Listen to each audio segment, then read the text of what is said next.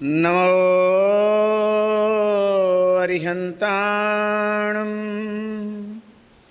नमो सिद्धाणं नमो आयर्याणं नमो वज्रायाणं नमो लोये सव्वसाहुणम् एषो पञ्चनमुक्कारो सव्वपावपणासनो मङ्गलाणं च सव्वेसिं पढमं हवै मङ्गलम्।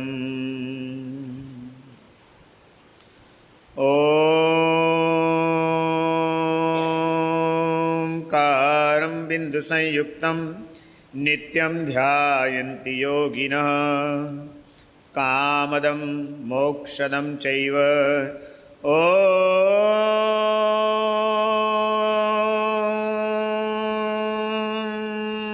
ओंकाराय नमो नमः। अज्ञानतिमिरान्धानां ज्ञानाञ्जनशलाकया नेत्रमुन्मीलितं येन तस्मै श्रीगुरवे नमः। तस्मै सद्गुरवे नमः। या देवी स्तूयते नित्यं विबुधैर्वेदपारगैः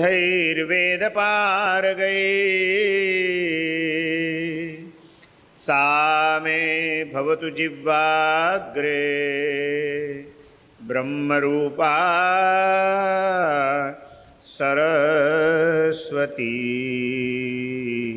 ब्रह्मरूपा सरस्वती।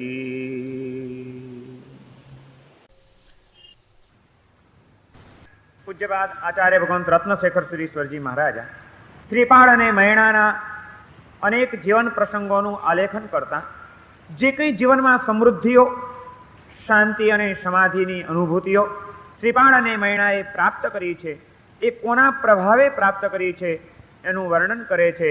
અને એ પ્રભાવશાળી તત્વ સિદ્ધચક્રજીના કેન્દ્રમાં રહેલા નવપદજીની ઓળખાણ આપણને કરાવે છે.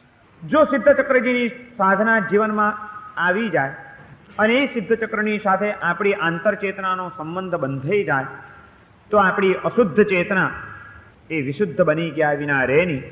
અને ચેતનાની વિશુદ્ધિ એ ભવચક્રનો અંત આણવા માટેની શ્રેષ્ઠ સાધના છે. સિદ્ધચક્રજીની સાધના દ્વારા જ ભવચક્રનો અંત આણી શકાય. પણ એ સિદ્ધચક્રજી આપણા હૃદય મંદિરની અંદર સ્થાપિત થવા જોઈએ, સ્થિર થવા જોઈએ. માત્ર બાહ્ય ભૂમિકાએ આપણે સિદ્ધચક્રજીની આરાધના કરી જઈએ, 9 દિવસના આયંબિલ કરી લઈએ, આયંબિલના એ તપની સાથે જે કંઈ થોડી ઘણી બાહ્ય ક્રિયાઓ એ સિદ્ધચક્રજીની આરાધના દ્વારા કે આરાધના રૂપે કરવાની હોય એ માત્ર થોડી ઘણી ક્રિયાઓ કરી લઈએ. પરંતુ માનસિક ભૂમિકાએ સિદ્ધચક્રજીની સાથે જો આપણો સંબંધ સ્થાપિત ન થાય, આપણી આંતરચેતનાનું જોડાણ એ સિદ્ધચક્રજીની દિવ્ય ચેતનાની સાથે થાય નહીં, તો શ્રીપાળ અને મહેણાએ જે દિવ્ય અનુભવો પ્રાપ્ત કર્યા એવા અનુભવો આપણે પ્રાપ્ત ન કરી શકીએ. સિદ્ધચક્રજી માત્ર બાહ્ય જીવનમાં કે બાહ્ય ક્રિયાઓમાં જ આવે એટલું પર્યાપ્ત નથી. આપણા હૃદય મંદિરની અંદર સિદ્ધચક્રજી સ્થાપિત થવા જોઈએ. હૃદયરૂપી કમળની અંદર એ સિદ્ધચક્રજીનું ધ્યાન ધરવું જોઈએ. અને ધ્યાન ધરવા માટે એ સિદ્ધચક્રજીનું જ્ઞાન આપણને હોવું જરૂરી છે. 9 પદનું સ્વરૂપ, એક એક પદનું અદ્ભુત સ્વરૂપ છે. અને 9 પદનું સ્વરૂપ સમજાઈ જાય અને સ્વરૂપની સમજણ પછી એ 9 પદની સાધના જો આપણા જીવનમાં આવી જાય તો કોઈ એવું તત્વ નથી આ વિશ્વની અંદર, અશુભ તત્વ, કે જે આપણા ભવચક્રને વધારી શકે કે ચલાવી શકે. 9 પદના સ્વરૂપને સમજવા માટે 3 વિભાગની અંદર એને વેચી નાખવામાં આવ્યા: દેવ તત્વ, ગુરુ તત્વ અને ધર્મ તત્વ. અર્યંત અને સિદ્ધપદ એ દેવ તત્વની આરાધનાના પદો છે. આચાર્ય ઉપાધ્યાય અને સાધુપદ એ 3 પદો ગુરુ તત્વની આરાધનાના છે અને આજથી ધર્મ તત્વની આરાધના શરૂ થાય છે. છેલ્લા 4 દિવસ આયનબિલની ઓળીમાંથી 5 દિવસ વ્યતીત થઈ ગયા, 4 દિવસ બાકી રહ્યા છે. આજથી એ શરૂ થતા 4 દિવસો એ ધર્મ તત્વની આરાધનાના દિવસો છે. સમ્યક દર્શન, સમ્યક જ્ઞાન, સમ્યક ચારિત્ર અને તપ, આ 4 પદોની આરાધના દ્વારા આપણે ધર્મ તત્વની સ્પર્શનાને પામવાની છે. જીન શાસનની જે કેટલીક મૌલિક વિશેષતાઓ છે એમાંની આ એક વિશેષતા છે. એણે 2 માધ્યમો દ્વારા, 2 તત્વ દ્વારા આપણને જીન શાસનનું ગૌરવ સમજાવ્યું. જીન શાસનની સંપૂર્ણ સાધના કરવી છે તો એ સાધના માટે તત્વત્રયી હોવી જોઈએ આપણી પાસે અને રત્નત્રયી હોવી જોઈએ. તત્વત્રયી 3 તત્વો, દેવ તત્વ, ગુરુ તત્વ અને ધર્મ તત્વ, એ તત્વત્રયી છે. પણ ધર્મ તો ઘણો વિશાળ છે. ધર્મને સમજાવવા માટે પણ એને મુખ્યત્વે 3 વિભાગમાં વહેંચ્યા અને એનું નામ છે રત્નત્રયી. સમ્યક દર્શન, સમ્યક જ્ઞાન અને સમ્યક ચારિત્ર, આ ત્રણેયને રત્નોની ઉપમા આપવામાં આવી છે. આ રત્નત્રયી એ જ મોક્ષ માર્ગ છે. તત્વાર્થ સૂત્રની અંદર ઉમાસ્વાતીજી મહારાજે મોક્ષ માર્ગનું નિરૂપણ કરતા આ 3 તત્વોને મહત્વ આપ્યું.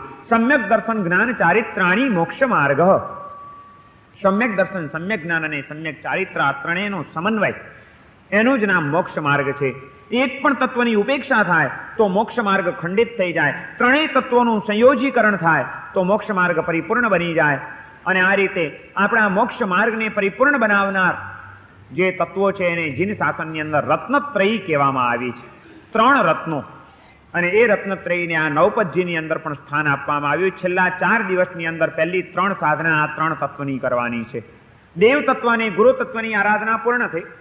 ગુરુ તત્વમાં પણ આચાર્ય પદની અને ઉપાધ્યાય પદની આરાધના કર્યા પછી કેન્દ્રમાં રહેલું 9 પદની લાઈનની અંદર બરોબર વચ્ચોવચ્ચ રહેલ સાધુ પદની સાધના નો દિવસ ગઈકાલે વ્યતીત થઈ ગયો.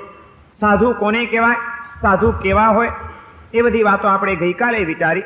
જેને કોઈ દ્રવ્યની, ક્ષેત્રની, કાળની કે ભાવની કોઈ પણ જાતની ગ્રંથિ ન હોય, નિર્ગ્રંથ હોય તે સાધુ, સાધના કરે તે સાધુ, સહન કરે તે સાધુ અને બીજા આત્માઓને સહાય કરે તે સાધુ. એ રીતે સાધુ પદની આખી એ વ્યાખ્યા આપણે વિચારી, સાધુ કોને કહેવાય. પણ આવા મહાન સાધુ પુરુષો સતત સદા કાળની અંદર થતા જ રહ્યા છે. કોઈ એવો કાળ નથી કે જ્યારે કોઈ ક્યારે આવા કોઈ સાધુ પુરુષો ન હોય. કારણ કે જો સાધુ પુરુષ ન હોત તો ભગવાનનું શાસન ટક્યું ન હોત. ન વિણા તિથમ નિયંઠેમ, નિર્ગ્રંથ વિના શાસન ચાલી જ ન શકે. પણ ચાલ્યું છે એ જ એમ સાબિત કરે છે કે દરેક કાળે, વર્તમાન કાળમાં પણ આવા સાચા સાધુ પુરુષો સાધના કરતા જ હોય છે અને એમની સાધનાના બળ ઉપર જ આ પરમાત્માનું ધર્મ શાસન ચાલે છે. અનેક આત્માઓ ધર્મ માર્ગે વળતા રહે છે, ધર્મ માર્ગે સ્થિર થતા જાય છે, એ માર્ગે પોતાનો વિકાસ પ્રાપ્ત કરતા જાય છે. આવા સાધુ પદની આપણે આરાધના કરવાની, જેમણે 2500 વર્ષ સુધી ચાલ્યા આવતા આ વિશ્વની અંદર અનેક આક્રમણો આવ્યા, અનેક ઝંઝાવાતો આવ્યા, અનેક ચડતી અને પડતીઓ આ દેશે જોઈ લીધી. પણ એ બધાની વચ્ચે પણ પોતાની સાધનાનું બળ ઊભું કરીને આત્મશક્તિ દ્વારા જેમણે આવા વિષમ કાળની અંદર પણ પરમાત્માના શાસનને જીવંત રાખ્યું, એવા સાધુ પુરુષો આપણા માટે પરમ ઉપકારી બની જાય છે. અને ઉપકારી એવા એ પરમ સાધુ પુરુષોને આપણે આરાધવાના છે. ઓમ રીમ નમો લોય સર્વ સાહુણમ, એ આરાધના કરીને આપણે સાધુ તત્વની આરાધના, સાધુ પદની આરાધના કરવાની છે. સાધુ પદનો આરાધક શું એના જીવનમાં આવે તો એની સાધુ પદની આરાધના સફળ થઈ કહેવાય. આપણે શું કરવાનું? સાધુ આવા હોય તો સમજી લીધું, આપણે કેવા બનવાનું? હવે માત્ર સાધુનો જ વિચાર કર્યા કરીએ પણ એના આરાધક એવા આપણી લાયકાતનો, આપણી યોગ્યતાનો કે આપણી ભૂમિકાનો જો વિચાર ન કરીએ તો આપણે જીવન હારી જઈએ. આજે મુસીબત અહીં થઈ ગઈ છે. દરેક માણસને બીજાનો વિચાર કરવો છે, પોતાનો કોઈને વિચાર કરવો જ નથી. હું શું કરું છું, મારે શું કરવું જોઈએ, એનો આપણે કોઈ વિચાર નથી કરવો. બીજાએ શું કરવું જોઈએ, બીજા કોણ છે અને એમને આ શોભે કે ન શોભે, એની ચિંતાઓ કરવામાંથી જ આપણે ઊંચા નથી આવતા. અને માટે જ આપણું જીવન એમને એમ બેકાર વીતી રહ્યું છે. કંઈ પણ પામ્યા વિના, કોઈ વિકાસ, નક્કર વિકાસ પ્રાપ્ત કર્યા વિના આપણું જીવન રગડોળાઈ જાય છે. આવી કોઈ ભૂલ ન થઈ જાય એટલા માટે સાધુપદની આરાધના બતાડતા આપણા મહાપુરુષોએ સાધુપદનો આરાધક કેવો હોવો જોઈએ એ પણ આપણને સમજાવ્યું છે. શેનો વિચાર કર્યો છે આજ સુધીમાં આપણે આજ વિચાર કર્યો આ મહારાજ આમ કરે છે, આ મહારાજ આમ કરે છે, આ સાધ્વીજી મહારાજને ત્યાં આવું અમે જોયું, અહીં અમે આવું જોયું. આમાંથી જ આપણો સમાજ ઊંચો ના આવ્યો. સાધુપદનું કદાચ થોડું ઘણું જો કોઈ જ્ઞાન પ્રાપ્ત કર્યું હોય, સાધુપણાની વ્યાખ્યાઓ સાંભળી હોય, તો એ પણ આપણે એટલા જ માટે કે એ બધું જાણીને પણ સાધુઓના, સાધ્વીજીઓના, એ આપણા પંચમ પરમેષ્ઠી પદે પ્રસ્થાપિત થયેલા એ મહાન આત્માઓના દોષો જોવામાં જ આપણે આપણા જ્ઞાનનો ઉપયોગ કર્યો. જોયું, શાસ્ત્રમાં તો લખ્યું છે કે સાધુ આવા હોય. દેખાય છે કોઈ એકેમાં ઠેકાણા છે સાધુમાં? સાધુપદનું વર્ણન અને સાધુપદનું પ્રવચન સાધુઓની નિંદા કરવા માટે નથી, સાધુઓના દોષો જોવા માટે નથી, સાધુઓ પ્રત્યેના સદભાવને ખંડિત કરી નાખવા માટે નથી. આપણે આપણા જીવનમાં ખરેખર એક દિવસ સાધુ બનવાનું છે અને આવી સાધુતા પ્રાપ્ત કરવાની છે, એવી પવિત્ર ઝંખનાઓ જગાડવા માટે, પરમાત્માની પાસે એવી શક્તિ માંગવા માટે આ સાધુપદનું વર્ણન જ્ઞાની પુરુષોએ આપણી સમક્ષ કર્યું છે. નહીં કે એ બધું જાણીને સાધુઓની નિંદાઓ કરવા માટે, સાધુઓની ટીકાઓ કરવા માટે, એમના દોષાનુવાદ અને દોષ દર્શન કરવા માટે નહીં. વ્યક્તિએ પોતાનું નિરીક્ષણ કરવું હોય ત્યારે હંમેશા આદર્શની દ્રષ્ટિથી નિરીક્ષણ કરવું જોઈએ, નિશ્ચય દ્રષ્ટિથી નિરીક્ષણ કરવું જોઈએ. પણ એ જ જ્ઞાની પુરુષોએ કીધું છે કે જ્યારે બીજાનું જીવન જોવું હોય ત્યારે વ્યવહાર દ્રષ્ટિથી જ જોવું જોઈએ. જ્ઞાની પુરુષોએ બે દ્રષ્ટિ બતાડી છે, નિશ્ચય દ્રષ્ટિ અને વ્યવહાર દ્રષ્ટિ. પોતાની જાતનું આત્મનિરીક્ષણ કરવું હોય ત્યારે કડક રીતે નિશ્ચય નહીંથી એને નિરીક્ષણ કરી લેવું જોઈએ કે હું ક્યાં છું, મારામાં સાધુપણાના કેટલા લક્ષણો છે, સાધુપણાની કઈ ભૂમિકાઓ છે, અથવા તો હું શ્રાવક છું તો શ્રાવકપણાની મારી કઈ ભૂમિકાઓ છે, શ્રાવક જીવનના કયા આચારો મેં સિદ્ધ કર્યા છે. એ પોતાની જાતનું નિરીક્ષણ કરવું હોય ત્યારે ઉચ્ચ આદર્શ અને ઉત્સર્ગ માર્ગ જે છે એ દ્રષ્ટિએ જ એને વિચારણા કરવી જોઈએ. પણ સાથે જ જ્ઞાની પુરુષોએ કીધું છે કે જ્યારે તમારે બીજા આત્માઓનું જીવન જોવું છે ત્યારે તમારે વ્યવહાર માર્ગથી જોવાનું. જો ઉત્સર્ગ દ્રષ્ટિથી અને નિશ્ચય દ્રષ્ટિથી જોવા જશો તો તમે એના આત્માની ભૂમિકાને નહીં સમજી શકો, એના અંતરના ભાવો તમે જાણી શકો એવું દિવ્ય જ્ઞાન તો તમારી પાસે છે નહીં. કદાચ કોઈક વ્યક્તિના જીવનમાં કોઈ ખામી, કોઈ ત્રુટિ, કોઈ નબળાઈ દેખાતી હોય તો એ કયા કારણોસર હશે, કઈ ભૂમિકાએ હશે, એનું એના હૃદયની અંદર શું દુઃખ હશે કે નહીં હોય, એ તમે શું જાણો છો? અને તમે એ વ્યક્તિની પ્રત્યે, આત્માની પ્રત્યે જો અસદભાવ કેળવી લીધો, એની અવગણના કરી લીધી, એની આસાધનાના કોઈ વિચારો આવી ગયા તો તમે હારી જશો, એ તરી જશે કદાચ. માટે કોઈ દિવસ બીજાને જ્યારે જોવા હોય ત્યારે વ્યવહાર દ્રષ્ટિથી જોજો. બહુ ઊંડાણમાં ઉતરવામાં મજા જ નહીં બીજાને જોવું હોય. પોતાનું નિરીક્ષણ કરવું હોય ત્યારે ઊંડાણમાં ઉતરીને કડકમાં કડક નિરીક્ષણ કરવું. બહારનું નિરીક્ષણ હંમેશા વ્યવહાર માર્ગથી કરવું. તો આપણે આપણું જીવન જીતી જઈશું, નહીં તો આપણે કંઈક ગુમાવી દઈશું. જીવનની અંદર સાધના કરવી છે તો આ રીતે કરવાની છે. એને બદલે આપણે આ શાસ્ત્રની વાતોને પણ ઊંધી પકડતા શીખ્યા. અને એટલા માટે કેટલીક વખત તો એમ પણ લાગે કે આ સમાજની આગળ શાસ્ત્રની પણ શુદ્ધ વાતો કરતા પહેલા લાખ વાર વિચાર કરવો જોઈએ, અને વિચાર કરવો પડે, કારણ કે આપણી ભૂમિકા નથી. એ સાધુપદનું વર્ણન કરનારા મહાપુરુષોએ પાછું આ પણ કીધું છે કે એ સાધુપદનો આરાધક કેવો હોય. એણે આરાધના કરી, નવપદજીની આઈનબિલની ઓળી કરી, સાધુપદની માળાઓ ગણી, સાધુપદનો એ આરાધક બન્યો, તો એના જીવનમાં શું આપવું જોઈએ, એ શું મેળવે એના જીવનમાં? સાધુપદની આરાધના કરવાની એટલે આપણે શું કરવાનું? એક જ વાત આવે છે, સાધુતાના પ્રેમી બનવાનું. સાધુપદનો આરાધક કોઈ દિવસ વ્યક્તિ પ્રેમી ન હોય, સાધુપદનો આરાધક કોઈ દિવસ સમુદાય પ્રેમી ન હોય, સાધુપદનો આરાધક કોઈ દિવસ ગચ્છ પ્રેમી કે પક્ષ પ્રેમી ન હોય. જ્યાં ગચ્છનો પ્રેમ છે, પક્ષનો પ્રેમ છે, સમુદાયનો પ્રેમ છે કે વ્યક્તિનો પ્રેમ છે, ત્યાં આગળ સાધુપદની વિરાધના છે. સાધુપદની આરાધના આપણને એક જ વાત કરે છે કે સાધુતાના પ્રેમી બની જજો. ગમે તે ગચ્છના હોય, ગમે તે પક્ષના હોય, ગમે તે સમુદાયના હોય, ગમે તે વ્યક્તિ હોય, પણ એ સાધુ છે, આપણા કરતા ઉપરની ભૂમિકાએ ચડેલા છે, પંચમહાવ્રતનું પાલન કરનારા છે, એમના આત્માની સાધનાનો પુરુષાર્થ કરી રહ્યા છે, આપણા માટે વંદનીય છે. બાકી કોઈ ભાંજગડમાં આપણે પડવાની જરૂર નથી કે કયા ગચ્છના છે, એ કયા સમુદાયના છે, એ શું કરે છે. તારે એ ભાંજગડ કરવાની જરૂર નથી. તારા કરતા ઊંચા છે. દિવસ ને રાત વાસનાઓની વચ્ચે પડ્યા રહેનારાઓને આજના સાધુ સાધ્વીઓ વર્તમાન કાળના પણ જે બ્રહ્મચર્યનું પાલન કરે છે, શું ઓછું કરી રહ્યા છે એમ તમે માનો છો? બહાર નીકળો ને છક્કા છૂટી જાય એવા વિષમ વાતાવરણની વચ્ચે, રોજ નિતનવી વાસનાઓની આગ ભભૂકી ઉઠે એવા આલંબનોની વચ્ચે, એવા સમાજની વચ્ચે, એવી દુનિયાની વચ્ચે ઉપાશ્રયોની એ દિવાલોમાં રહીને પવિત્ર જીવન જીવવું, બ્રહ્મચર્યનું પાલન કરવું, એ આ કાળની દ્રષ્ટિએ પણ કોઈ મામૂલી વાત નથી. અને એવું એક ઉચ્ચ જીવન અમારા આજના સેંકડો અને હજારો સાધુ સાધ્વીજીઓ જીવી રહ્યા છે. એ સાધુ સાધ્વીજીઓના ચરણોમાં જો મસ્તક ઝૂકી ન જાય, એ સાધુ સાધ્વીજીઓ આપણા માટે જો વંદનીય બની ન જાય, તો આપણે સાધુપદના આરાધક નહીં બની શકીએ. પણ સાધ્વીજી મારા ઝઘડો કરતા હતા, તને એ જ દેખાયું? તને બીજું કંઈ ના દેખાયું? કોઈ પણ સાધુ સાધ્વી હોય તો એ છદમસ્ત છે, હજી એ વિતરાગ નથી થયા, હજી એમણે સાધુ જીવન સ્વીકાર્યું. એનો અર્થ એ નથી કે પરીક્ષામાં ઉત્તીર્ણ થઈ ગયા, એ સ્કૂલમાં બેઠા છે. સાધુ જીવન એટલે તો સ્કૂલ છે, અને સ્કૂલમાં બેઠેલી વ્યક્તિનો કોઈકનો ઝડપથી વિકાસ થાય, કોઈકનો ધીમો પણ વિકાસ થાય, જેવી જેની ભૂમિકા હોય એની તો પાસે તમે આજે ને આજે અપેક્ષા ન રાખી શકો કે હો દીક્ષા લીધી અને બસ હજી તો એમને કેટલો પરભાવનો રસ છે, હજી તો કેટલી બહિર્મુખતા પડેલી છે, હજી તો આમ કરે છે, હજી તો આમ કરે છે, હજી તો આટલા શોખ છે. હોય બધું જ હોય, અનાદિકાળના સંસ્કારો આત્માની અંદર પડેલા છે, અને એના જીવનમાં કદાચ કંઈક પણ જોવા મળે એટલા માત્રથી આપણને કોઈ અધિકાર નથી મળી જતો એમની નિંદા કરવાનો, એમની ટીકા કરવાનો, એમની અવગણના કરવાનો, એમની આશાતના કરવાનો. એ સ્કૂલમાં બેઠા છે, અભ્યાસ કરે છે, પણ આજે એણે સંસાર જીવનનો ત્યાગ કરીને સાધક જીવન સ્વીકાર્યું તો ખરું ને. આટલો ભાવ તો જાગ્યો એના હૃદયમાં, એ સાધનાના માર્ગે એને ડગ માંડ્યા છે. તો આજે નહીં તો કાલે પણ એ આગળ વધી જશે. પણ આપણે તો ઊભા ને ઊભા રહી ગયા છે, ચાલવાની તૈયારી જ નથી. આપણને શું અધિકાર છે? અફસોસ કોનો કરવાનો? પોતાનો કે પારકી પંચાતો કરવાનો? શેનો અફસોસ? કબીરે બહુ સરસ વાત કીધી છે કે માર્ગ ચલતે જો ગીરે તાકો નાહી દોષ, માર્ગ ચલતે જો ગીરે તાકો નાહી દોષ, કહે કબીર બેઠા રહે તાકા બડા અફસોસ. અરે સાધુ કદાચ પડ્યા તો પણ એ ચાલ્યા માટે પડ્યા ને, ચડ્યા તો પડ્યા, તું તો અભાગ્યો ચડ્યો જ નહીં, પણ પુરુષાર્થ જ ન કર્યો તે તો. શું રાઈટ છે આપણને બીજાઓની ટીકા કરવાનો? આ મહારાજ આમ કરે છે, આ મહારાજ આમ કરે છે, સાધુથી આવું થાય, સાધુ મહારાજ થઈને આવી પ્રવૃત્તિ કરે છે. અરે કરે છે, સાધુ થયા માટે તને આ દેખાય છે ને. એમણે કંઈક સાધનાનો માર્ગ સ્વીકાર્યો અને કદાચ એમાં કદાચ એક પગથિયું ચૂક્યા છે ને, તું તો હજી માર્ગે જ નથી ચડ્યો, ઉન્માર્ગે રખડી રહ્યો છે. પેલા તારી ચિંતા કર ને, શું કામ બીજાની પંચાયત કરે છે? પણ શું મળશે તને એનાથી? માર્ગ ચલતે જો ઘીરે તાકો નાહી દોષ. તમે ચાલો, ચાલતા ચાલતા કદાચ પડશો તોય વાંધો નથી, પણ જો ચાલવાનો પુરુષાર્થ જ નહીં કરો અને બેઠા ને બેઠા રહેશો તો જિંદગીમાં કોઈ દિવસ તમે આગળ વધી શકવાના નથી.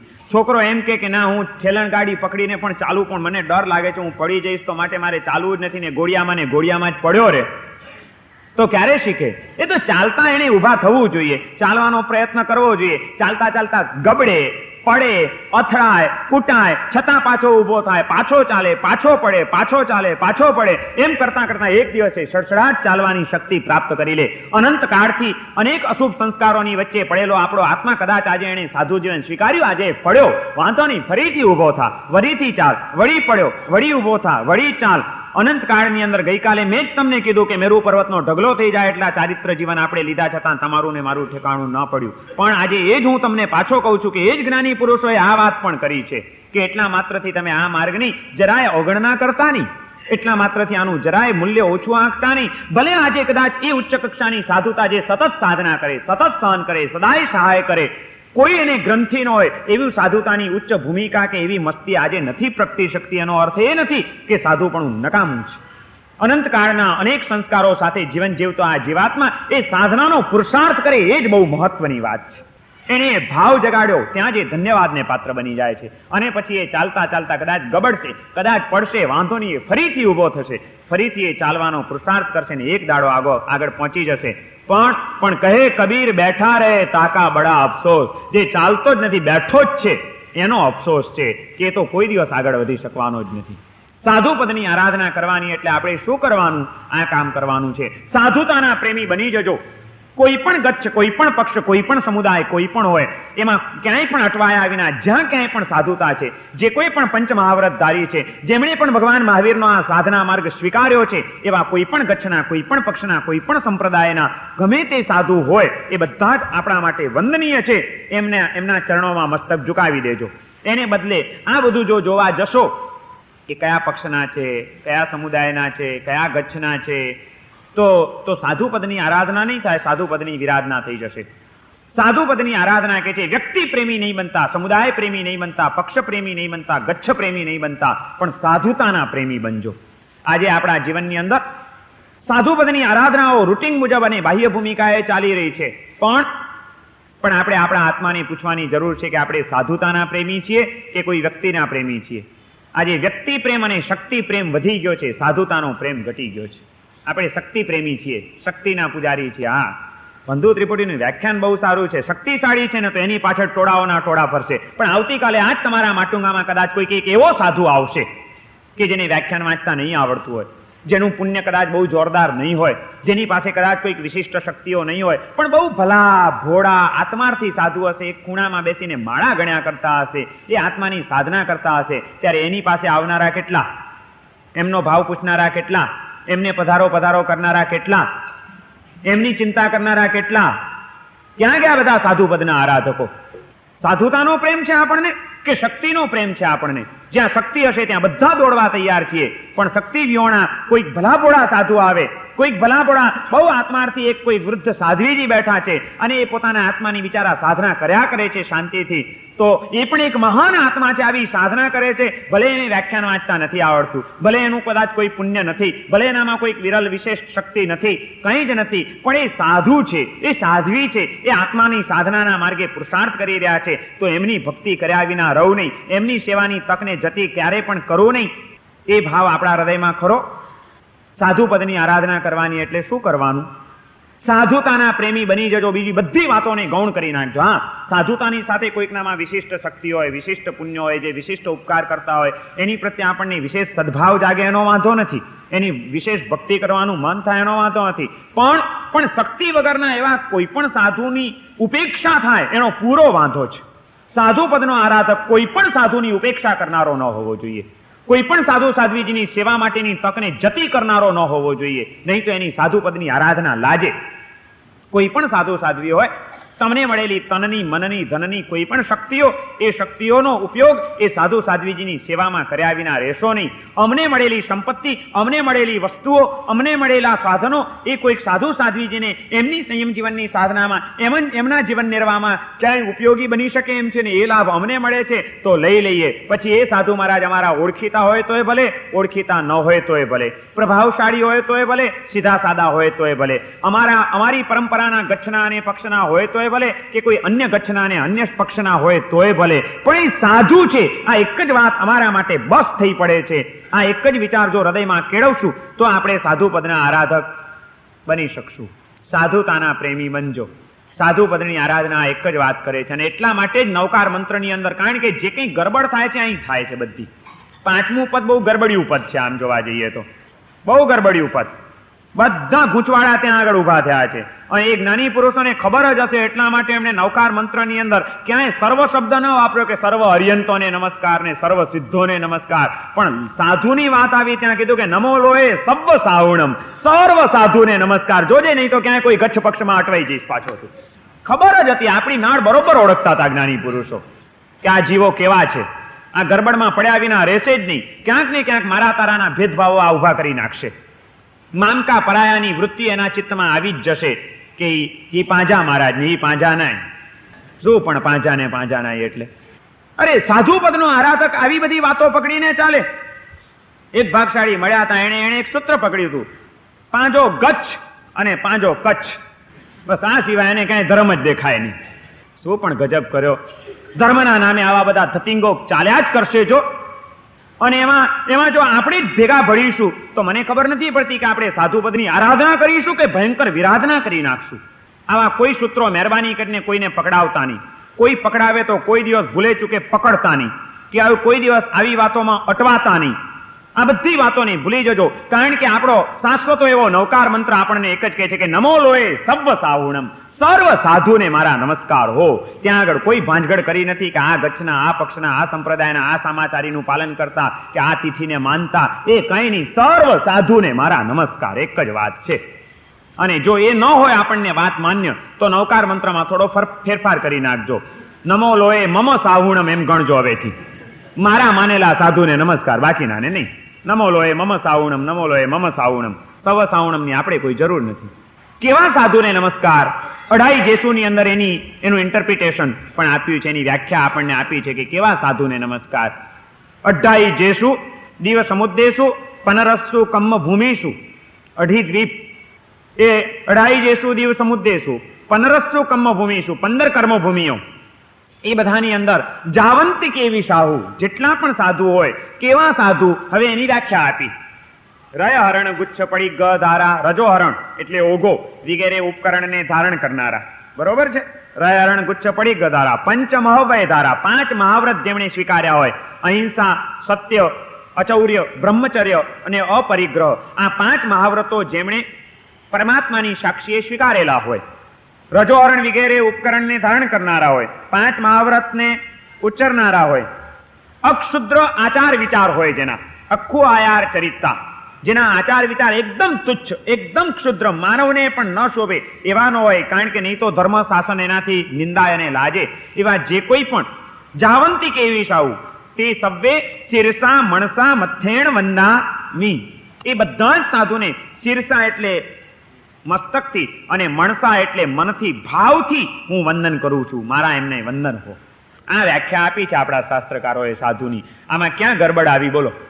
અને આપણે લોકોએ બધી ગરબડો ઊભી કરી દીધી વચ્ચે, પડદાઓ ઊભા કરીને, અને છતાં આપણે વાતો એક જ કરતા રહ્યા કે અમે સિદ્ધચક્રના આરાધક છીએ. આવા માણસો 99 ઓળીઓ સિદ્ધચક્રની કરી નાખે તો એનો 9 ભાવમાં મોક્ષ નક્કી નથી થવાનો. એ આંબેલ ભલે ને કર્યા જ કરે, ભલે રોજ માળાઓ ગણ્યા જ કરતા હોય, પણ જેના હૃદયમાં આ નમોલોએ સર્વ સાવણમ નથી, સાધુતાનો પ્રેમ પ્રગટ્યો નથી, સાધુપદના જે સાચા આરાધક બન્યા નથી, એવા માણસો ગમે એટલી ઓળીઓ કરે, ગમે એટલા સિદ્ધચક્ર પૂજનો ભણાવી નાખે, અને એક એક પૂજનમાં ગમે એટલા હજારો રૂપિયા ખર્ચી નાખે, તો એના ભવચક્રનો અંત આવવાનો નથી, જ્યાં સુધી મનની અંદર આ મામકા પરાયાના ભેદભાવો પડેલા હશે, જ્યાં સુધી સાધુઓની નિંદા કરવાની કુટેવો છૂટી નહીં હોય, જ્યાં સુધી સાધુઓના દોષ દર્શન કરવાની જ આપણી અવળી રીતો ચાલુ હશે, જ્યાં સુધી સાધુપદની અવગણના, આશાતના અને અવહેલનાઓ જ આપણે કર્યા કરતા હશું, ત્યાં સુધી બધું જ ભલે બહારથી કર્યા કરી અને આપણે એમ માનીએ કે અમે ધર્મી થઈ ગયા છીએ, અમે બહુ મહાન આત્મા થઈ ગયા છીએ, અમે આટલો તપ કર્યો છે, અમે આટલી 9 ઓળીઓ પૂરી કરી નાખી છે, કોઈ તત્વ આપણને નહીં તારી શકે. સાધુપદની આરાધના કહે છે કે સાધુતાના પ્રેમી બની જાઓ. જે કોઈ પણ સાધુ પુરુષ મળે, ગમે તે હોય, શક્તિશાળી હોય કે શક્તિ વગરના હોય, શક્તિ પ્રેમી અને વ્યક્તિ પ્રેમી નહીં બનતા, સાધુતાના પ્રેમી બનજો. અને એવા જે કોઈ પણ સાધુ સાધ્વી તમારી સામે આવે, એમના ચરણોમાં ઝૂકી પડજો, એમના ભક્ત બની જજો, એમની ઉપાસના કરી લેજો, એમના સત્સંગનો લાભ લઈ લેજો, એમની પાસેથી જે સારું મળે એટલું લઈ લેજો. બાકી તો દરેક આત્માઓ છદમસ્ત છે, એનામાં પણ ત્રુટીઓ અને ખામીઓ રહેવાની, એ આત્મા એનું એ જાણે. આપણે શું, તમને કંઈક સારું મળે છે એટલું લઈ લો, બાકી છોડીને ખસી જાઓ તો તમે જીતી જશો. બાકી બધી ચોવટો કરવા જશો તો જીવન હારી જશો.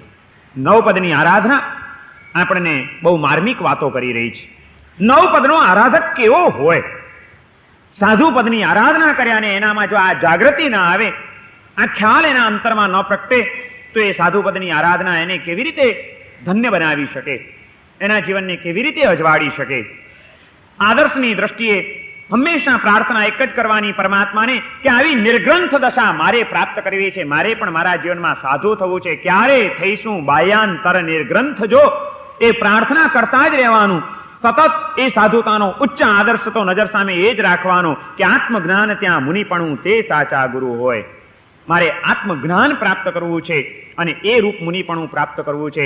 સાધના કરે તે સાધુ, સહન કરે તે સાધુ અને સહાય કરે તે સાધુ, એ સાધુતાનો મારે સ્પર્શ પામવો છે. પ્રાર્થના પોતાના જીવન માટે કરવાની, પણ જ્યારે ક્યારે પણ બીજા સાધુ સાધ્વીજીઓને જોવાના આવે ત્યારે હંમેશા નિશ્ચય દ્રષ્ટિને બાજુ ઉપર મૂકી દઈને વ્યવહાર દ્રષ્ટિથી જ એમનું અવલોકન કરવાનું, જેથી આપણે કોઈ પાપ બાંધી ન જઈએ, આપણે ક્યાંક આપણા આત્માનું અહિત ન કરી જઈએ. માટે વ્યવહાર દ્રષ્ટિથી જોવાનું કે પંચમહાવ્રતધારી છે, ભગવાન મહાવીરનો મુનિ માર્ગ સ્વીકારેલો છે, એ સાધનાના માર્ગે ચાલવાનો પ્રયત્ન અને પુરુષાર્થ કરી રહ્યા છે. આજે ને આજે એમને સંપૂર્ણ સફળતા ન મળે, કારણ કે હજી એ પણ છદમસ્ત છે, એમને પણ અનંતકાળના સંસ્કારો હોય.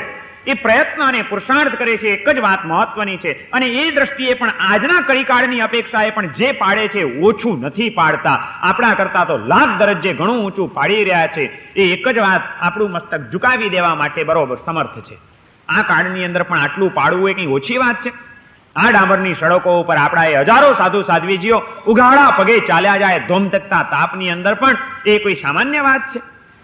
ગમે તેવી અનુકૂળતાની વચ્ચે ઉછરેલાને લાખોપતિ અને કરોડપતિને ત્યાં જિંદગીના શરૂઆતના વર્ષો વિતાવેલી એક કોમળ શરીરની કન્યાઓ, એ સુશીલતાથી ઉછરેલી કન્યાઓ સાધ્વી જીવન સ્વીકારીને ઘર ઘરની ગોચરીઓ વહોરે, ઘર ઘરના ઠેકાણા વિનાના ભોજન વાપરે, અને એ રીતે પણ એ પ્રસન્નતાથી પોતાના આત્માની સાધના કરે. ગોચરી વાપરીને વળી પાછા એ સ્વાધ્યાય કરતી હોય સાધ્વીઓ, એ પણ એમના સમયે વળી પાછી માળા પણ ગણતી હોય, એ પરમાત્માની ભક્તિમાં લીન બનતી હોય. આવી અનુકૂળતામાં ટેવાયેલી એ કન્યાઓ આજે સાધ્વી બનીને આવું ઠેકાણા વગરનું, ક્યારેક બધી અનુકૂળતા મળે, ક્યારેક એકે અનુકૂળતાના ઠેકાણા ન હોય, આવું પવિત્ર જીવન જીવે છે. આ કાળની અપેક્ષા એ કંઈ ઓછું નથી કરતા. એક દિવસ જો રસોઈમાં ગરબડ હોય તો અમને ચાલતું નથી, અને અહીં આગળ તો મહિનામાં 15 દિવસ કદાચ ઠેકાણા ન હોય એવી ગોચરી મળતી હોય, ન ભાવતી ચીજ હોય તો પણ ખાવી પડે, એવું પણ આવી જાય અને છતાં ચલાવી લેવાનું. આ કંઈ ઓછો સંયમ છે?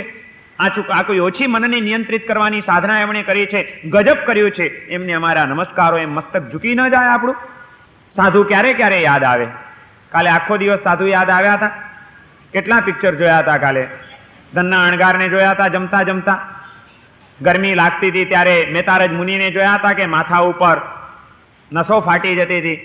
આપણને સાધુ યાદ નહીં આવે તો નહીં ચાલે. સાધુ એટલે શું ચીજ છે આ વિશ્વની, અને એમાં પણ આ કળીકાળની અંદર, આવા કાળમાં પણ જે સાધુ જીવન પાળે છે, ઓછું નથી પાડતા, ગજબ કરે છે. એમ જ્યારે આપણા હૃદયમાં અહોભાવ જાગી જશે એ સાધુ પુરુષો પ્રત્યે, ત્યારે એ સાધુ પદની આરાધના આપણા મોહનીય કર્મને તોડનારી બની જશે. સાધુ પદની આરાધનાને આ રીતે સફળ બનાવવાની છે. ગુરુ તત્વની આરાધના આપણને આ એક જ વાત કરે છે. કોઈ પણ મામકા પરાયાના ભેદભાવો કર્યા વિના, ઓળખીતા કે નહીં ઓળખીતા ના ભેદ પાડ્યા વિના, જ્યાં ક્યાંય પણ આપણને ભગવાન મહાવીરનો સાધુ દેખાય, સાધ્વી દેખાય, ત્યાં આગળ આપણે ઝૂકી જવાનું, નમી પડવાનું, એમની સાધનામાં સહયોગી થવાનું. એમના જીવન નિર્વાહ માટે એમને જે કંઈ ઉપયોગી ઉપકરણો વગેરે હોય, ઉપયોગી ચીજો હોય, એ આપણી શક્તિ હોય તો આપણે એમને પૂરા પાડીને એમની સંયમ સાધનામાં સહયોગી બની જવાનું. અને એમાં આપણી તનની, મનની, ધનની શક્તિઓ જેટલી કામે લાગી જાય એટલી આપણા જીવનની ધન્યતા આવી જાય. એ રીતે સાધુપદના પ્રેમી બની સાધુતાના આરાધક બનવાનું છે. ગુરુ તત્વની આરાધના પૂર્ણ થયા પછી આજનો દિવસ છે સમ્યક દર્શન પદની આરાધનાનો. ધર્મ તત્વની આરાધનાનો પ્રારંભ આજથી થાય છે. છેલ્લા 4 પદ એ ધર્મ તત્વના છે. પહેલા 2 દેવ તત્વ, પછીના 3 ગુરુ તત્વ, અને છેલ્લા 4 ધર્મ તત્વ, દેવ, ગુરુ અને ધર્મ. સમ્યક દર્શન, સમ્યક જ્ઞાન, સમ્યક ચારિત્ર અને સમ્યક તપ, આ 4 પદો ધર્મ તત્વની આરાધનાના છે. ધર્મનો પ્રારંભ થાય છે સમ્યક દર્શનથી. જ્યાં સુધી સમ્યક દર્શન ના આવે ત્યાં સુધી કોઈ દિવસ જીવનમાં ધર્મનો પ્રારંભ જ થતો નથી. અને એ દ્રષ્ટિએ વિચાર કરીએ તો 9 પદોની અંદર સૌથી મહત્વનું, અઘરામાં અઘરું પદ જો કોઈ હોય તો તે સમ્યક દર્શન પદ છે. સમ્યક દર્શનનું મૂલ્ય જ કંઈક જુદું છે. કારણ કે સમ્યક દર્શન વિના ગમે એટલી સાધના કરતા હોય, ગમે એટલું સહન કરતા હોય, ગમે એટલી સહાય કરતા હોય, ગમે તે ભૂમિકાએ પહોંચ્યા એવા સાધુની પણ કોઈ કિંમત નહીં.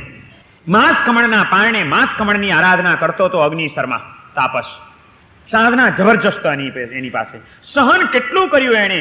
રાજા ગુણસેને એનું પારણું ચુકાવતો જ રહ્યો. તે છતાં પણ એણે મનમાં કોઈ આવેશ ન કર્યો. એ સહન જ કરતો રહ્યો. અને આવો મહાન સાધક પણ એની સાધના એના માટે તારક ન બની શકી. એનો અનંત સંસાર વધી ગયો. કારણ કે સાધના હતી, સહન કરવાનું હતું, પણ સમ્યક દર્શન નહોતું. સમ્યક દર્શન વિનાનો સાધુ ન કહેવાય. સમ્યક દર્શન વિના કોઈ આત્મા અર્યંત ન બની શકે. અર્યંતના પણ ભવની ગણતરી ક્યારથી થાય? આમ તો દરેક આત્મા અનંત કાળથી અનંત ભવ પરંપરામાં રખડતો જ રહ્યો છે, અનંતા ભવો કર્યા છે, છતાં અર્યંતના ભવોની જે ગણતરી થાય છે, કે ભગવાન મહાવીરના 27 ભવ, ભગવાન પાર્શ્વનાથના 10 ભવ, આદિનાથ ભગવાનના 13 ભવ. આ જે ભવોની ગણતરી થાય છે ક્યારથી? આમ તો અનંતા ભવો એમણે કર્યા છે. પણ એ આત્મા જ્યારે સમ્યક દર્શન પામે, એ સમ્યક દર્શન પામ્યા પછી એ આત્મા જ્યારે નિર્વાણ પામે, મોક્ષ થાય એનો, એની વચ્ચેના જે એમના ભવો છે એટલા જ ભવોની ગણતરી થાય છે. સમ્યક દર્શન વિનાના તો ગમે એટલા ભવો જીવ લે, એના ભવની કોઈ ગણના જ નથી. એને ગણવાના શું હોય? એના કોઈ અર્થ જ નથી. આપણા જીવનને સાર્થક બનાવનાર, આપણા ભવોની ગણતરી કરાવનાર, તીર્થંકરોના પણ ભવને ગણતરીમાં મૂકનાર જો કોઈ હોય તો તે સમ્યક દર્શનનો પ્રકાશ છે. કે એ તીર્થંકરનો આત્મા સમ્યક દર્શન પામે પછી જ એના ભવોની ગણના થાય. અર્યંતના પણ ભવની ગણતરી કરાવનાર હોય તો તે સમ્યક દર્શન છે. સિદ્ધત્વની પ્રાપ્તિ કરાવનાર પણ જો કોઈ હોય તો તે સમ્યક દર્શન વિના કોઈ આત્મા ક્યારેય પણ સિદ્ધ ન થાય એવો નિયમ છે. આચાર્ય ઉપાધ્યાયને સાધુ તરીકે માન્ય રખાવનાર જો કોઈ હોય તો તે સમ્યક દર્શન છે. આગળના 5 પદોની કિંમત સમ્યક દર્શન થકી છે. અને સમ્યક દર્શન વિનાનું જ્ઞાન પણ અજ્ઞાન કીધું છે. સમ્યક દર્શન વિનાના ચારિત્રને કાય કષ્ટ કીધું છે. અને સમ્યક દર્શન વિનાના તપને તાપ ની ગણતરીમાં લખી દીધો છે. એટલે જ્ઞાન, દર્શન અને ચારિત્ર એ ત્રણેય જે ધર્મના સ્વરૂપ છે એને પણ સફળ બનાવનાર હોય તો તે સમ્યક દર્શન છે. સમ્યક દર્શન પૂર્વકના જ્ઞાનની કિંમત, સમ્યક દર્શન પૂર્વકના ચારિત્રનું મૂલ્ય, સમ્યક દર્શન સાથેનો તપ હોય તો જ એ કર્મની નિર્જરા કરાવી આપે, નહીં તો એ બધું નકામું. આમ આગળના 5 અને પાછળના 3 એ બધાને સફળતાના એક સૂત્રે બાંધનાર જો કોઈ હોય તો એક જ છે તત્વ સમ્યક દર્શન. એ સમ્યક દર્શન પદની આજે આરાધના કરવાની છે. આ સમ્યક દર્શનની બાદબાકી કરી નાખો તો 9 પદનો મહિમા કોઈ રે જ નહીં, ખંડિત થઈ જાય. 8 પદની કોઈ કિંમત નહીં, કોઈ મૂલ્ય નહીં, 0 આવી જાય સીધું જ. 9 પદ અને માઇનસ કરી નાખો સમ્યક દર્શન તો શું રે? કાંઈ ના રે, કશું જ નહીં. આટલું બધું મહત્વનું જે સમ્યક દર્શન પદ છે, સમ્યક દર્શન એટલે શું? જે સમ્યક દર્શન પ્રાપ્ત થઈ જાય આત્માને તો અનંત કાળથી ચાલ્યું આવતું એનું જે ભવચક્ર છે એ ભવચક્ર મર્યાદિત થઈ જાય. અર્ધ પૂતગલ પરાવર્તમાં એનો મોક્ષ નક્કી થઈ જાય. આત્માના મોક્ષને નક્કી કરાવી આપનાર જો કોઈ હોય તો તે સમ્યક દર્શન છે. અનંત કાળની અંદર ઇતિહાસમાં જોવા જઈશું તો ચારિત્ર લીધા વિના કોઈ પણ આત્મા હજી મોક્ષે ગયો હોય, કેવળ જ્ઞાન થયું હોય એવા દ્રષ્ટાંતો આપણને મળશે. પણ સમ્યક દર્શન પામ્યા વિના કોઈ આત્માને કેવળ જ્ઞાન થયું હોય કે મોક્ષે ગયો હોય એવું કોઈ દ્રષ્ટાંત તમને જોવા મળશે ક્યાંય? ભરત મહારાજા જુઓ કે મરુદેવા માતા જુઓ તો એ લોકોએ ચારિત્ર નથી લીધું. ચારિત્ર લીધા વિના પણ એમનું કલ્યાણ થઈ ગયું છે. પણ સમ્યક દર્શન વિના કોઈ આત્માનું કલ્યાણ થયું હોય, સમ્યક દર્શન વિના કોઈ આત્મા કેવળ જ્ઞાન પામ્યો હોય એવું ઇતિહાસની અંદર એક પણ દ્રષ્ટાંત આપણને શોધ્યું નહીં મળે. ચારિત્ર વિના હજી ચાલે પણ સમ્યક દર્શન વિના ક્યારેય ન ચાલે. આટલો બધો મહિમા છે જે સમ્યક દર્શનનો. એ સમ્યક દર્શન પદની આજે આરાધના કરવાની છે. અને એ આરાધના કરતા કરતા એ સમ્યક દ્રષ્ટિ આત્માઓને આજે પ્રાર્થના કરવાની છે કે અમારા મિથ્યાત્વ મોહનીય કર્મનો ભૂક્કો બોલાઈ જાય અને અમારા આત્માની અંદર સમ્યક દર્શનનો પ્રકાશ પ્રાપ્ત થઈ જાય એવી અમને શક્તિ આપો, એવા અમને આશીર્વાદ આપો. સમ્યક દર્શન એટલે શેનું દર્શન? દર્શન એટલે જોવું. શેનું દર્શન કરવાનું છે? સમ્યક એટલે સાચું અને સમ્યક એટલે સારું. સાચું દર્શન અને સારું દર્શન એનું નામ છે સમ્યક દર્શન. શેનું સાચું અને સારું દર્શન કરવાનું? જાતનું અને જગતનું. આપણી જાતનું આપણને સાચું દર્શન કરતા આવડી જાય કે હું કોણ, અને આ જગતનું સાચું દર્શન કરતા આવડી જાય કે આ જગત કેવું. બસ જાતનું અને જગતનું, જળનું અને જીવનું, દેહનું અને આત્માનું સાચું અને સારું દર્શન કરતા આવડવું, એ દર્શન કરતા શીખવું એનું નામ છે સમ્યક દર્શન. આપણને આપણી જાતનું દર્શન કરતા જ નથી આવડ્યું. આપણે હું માન્યું છે આ શરીરને, હું પણ આની બુદ્ધિ આપણે આમાં જ બાંધી છે, એના કારણે એની ઉપર જ મમત્વ આપણું સ્થાપિત થયું છે. એ દેહને સંબંધિત જે તત્વો છે એ બધાને આપણે મારા માન્યા છે. આને હું માન્યું એટલે આને સંબંધી જે વ્યક્તિઓ હતી એ બધી મારી લાગી. આ મારો પુત્ર, મારી પત્ની, મારી માતા, મારા પિતા.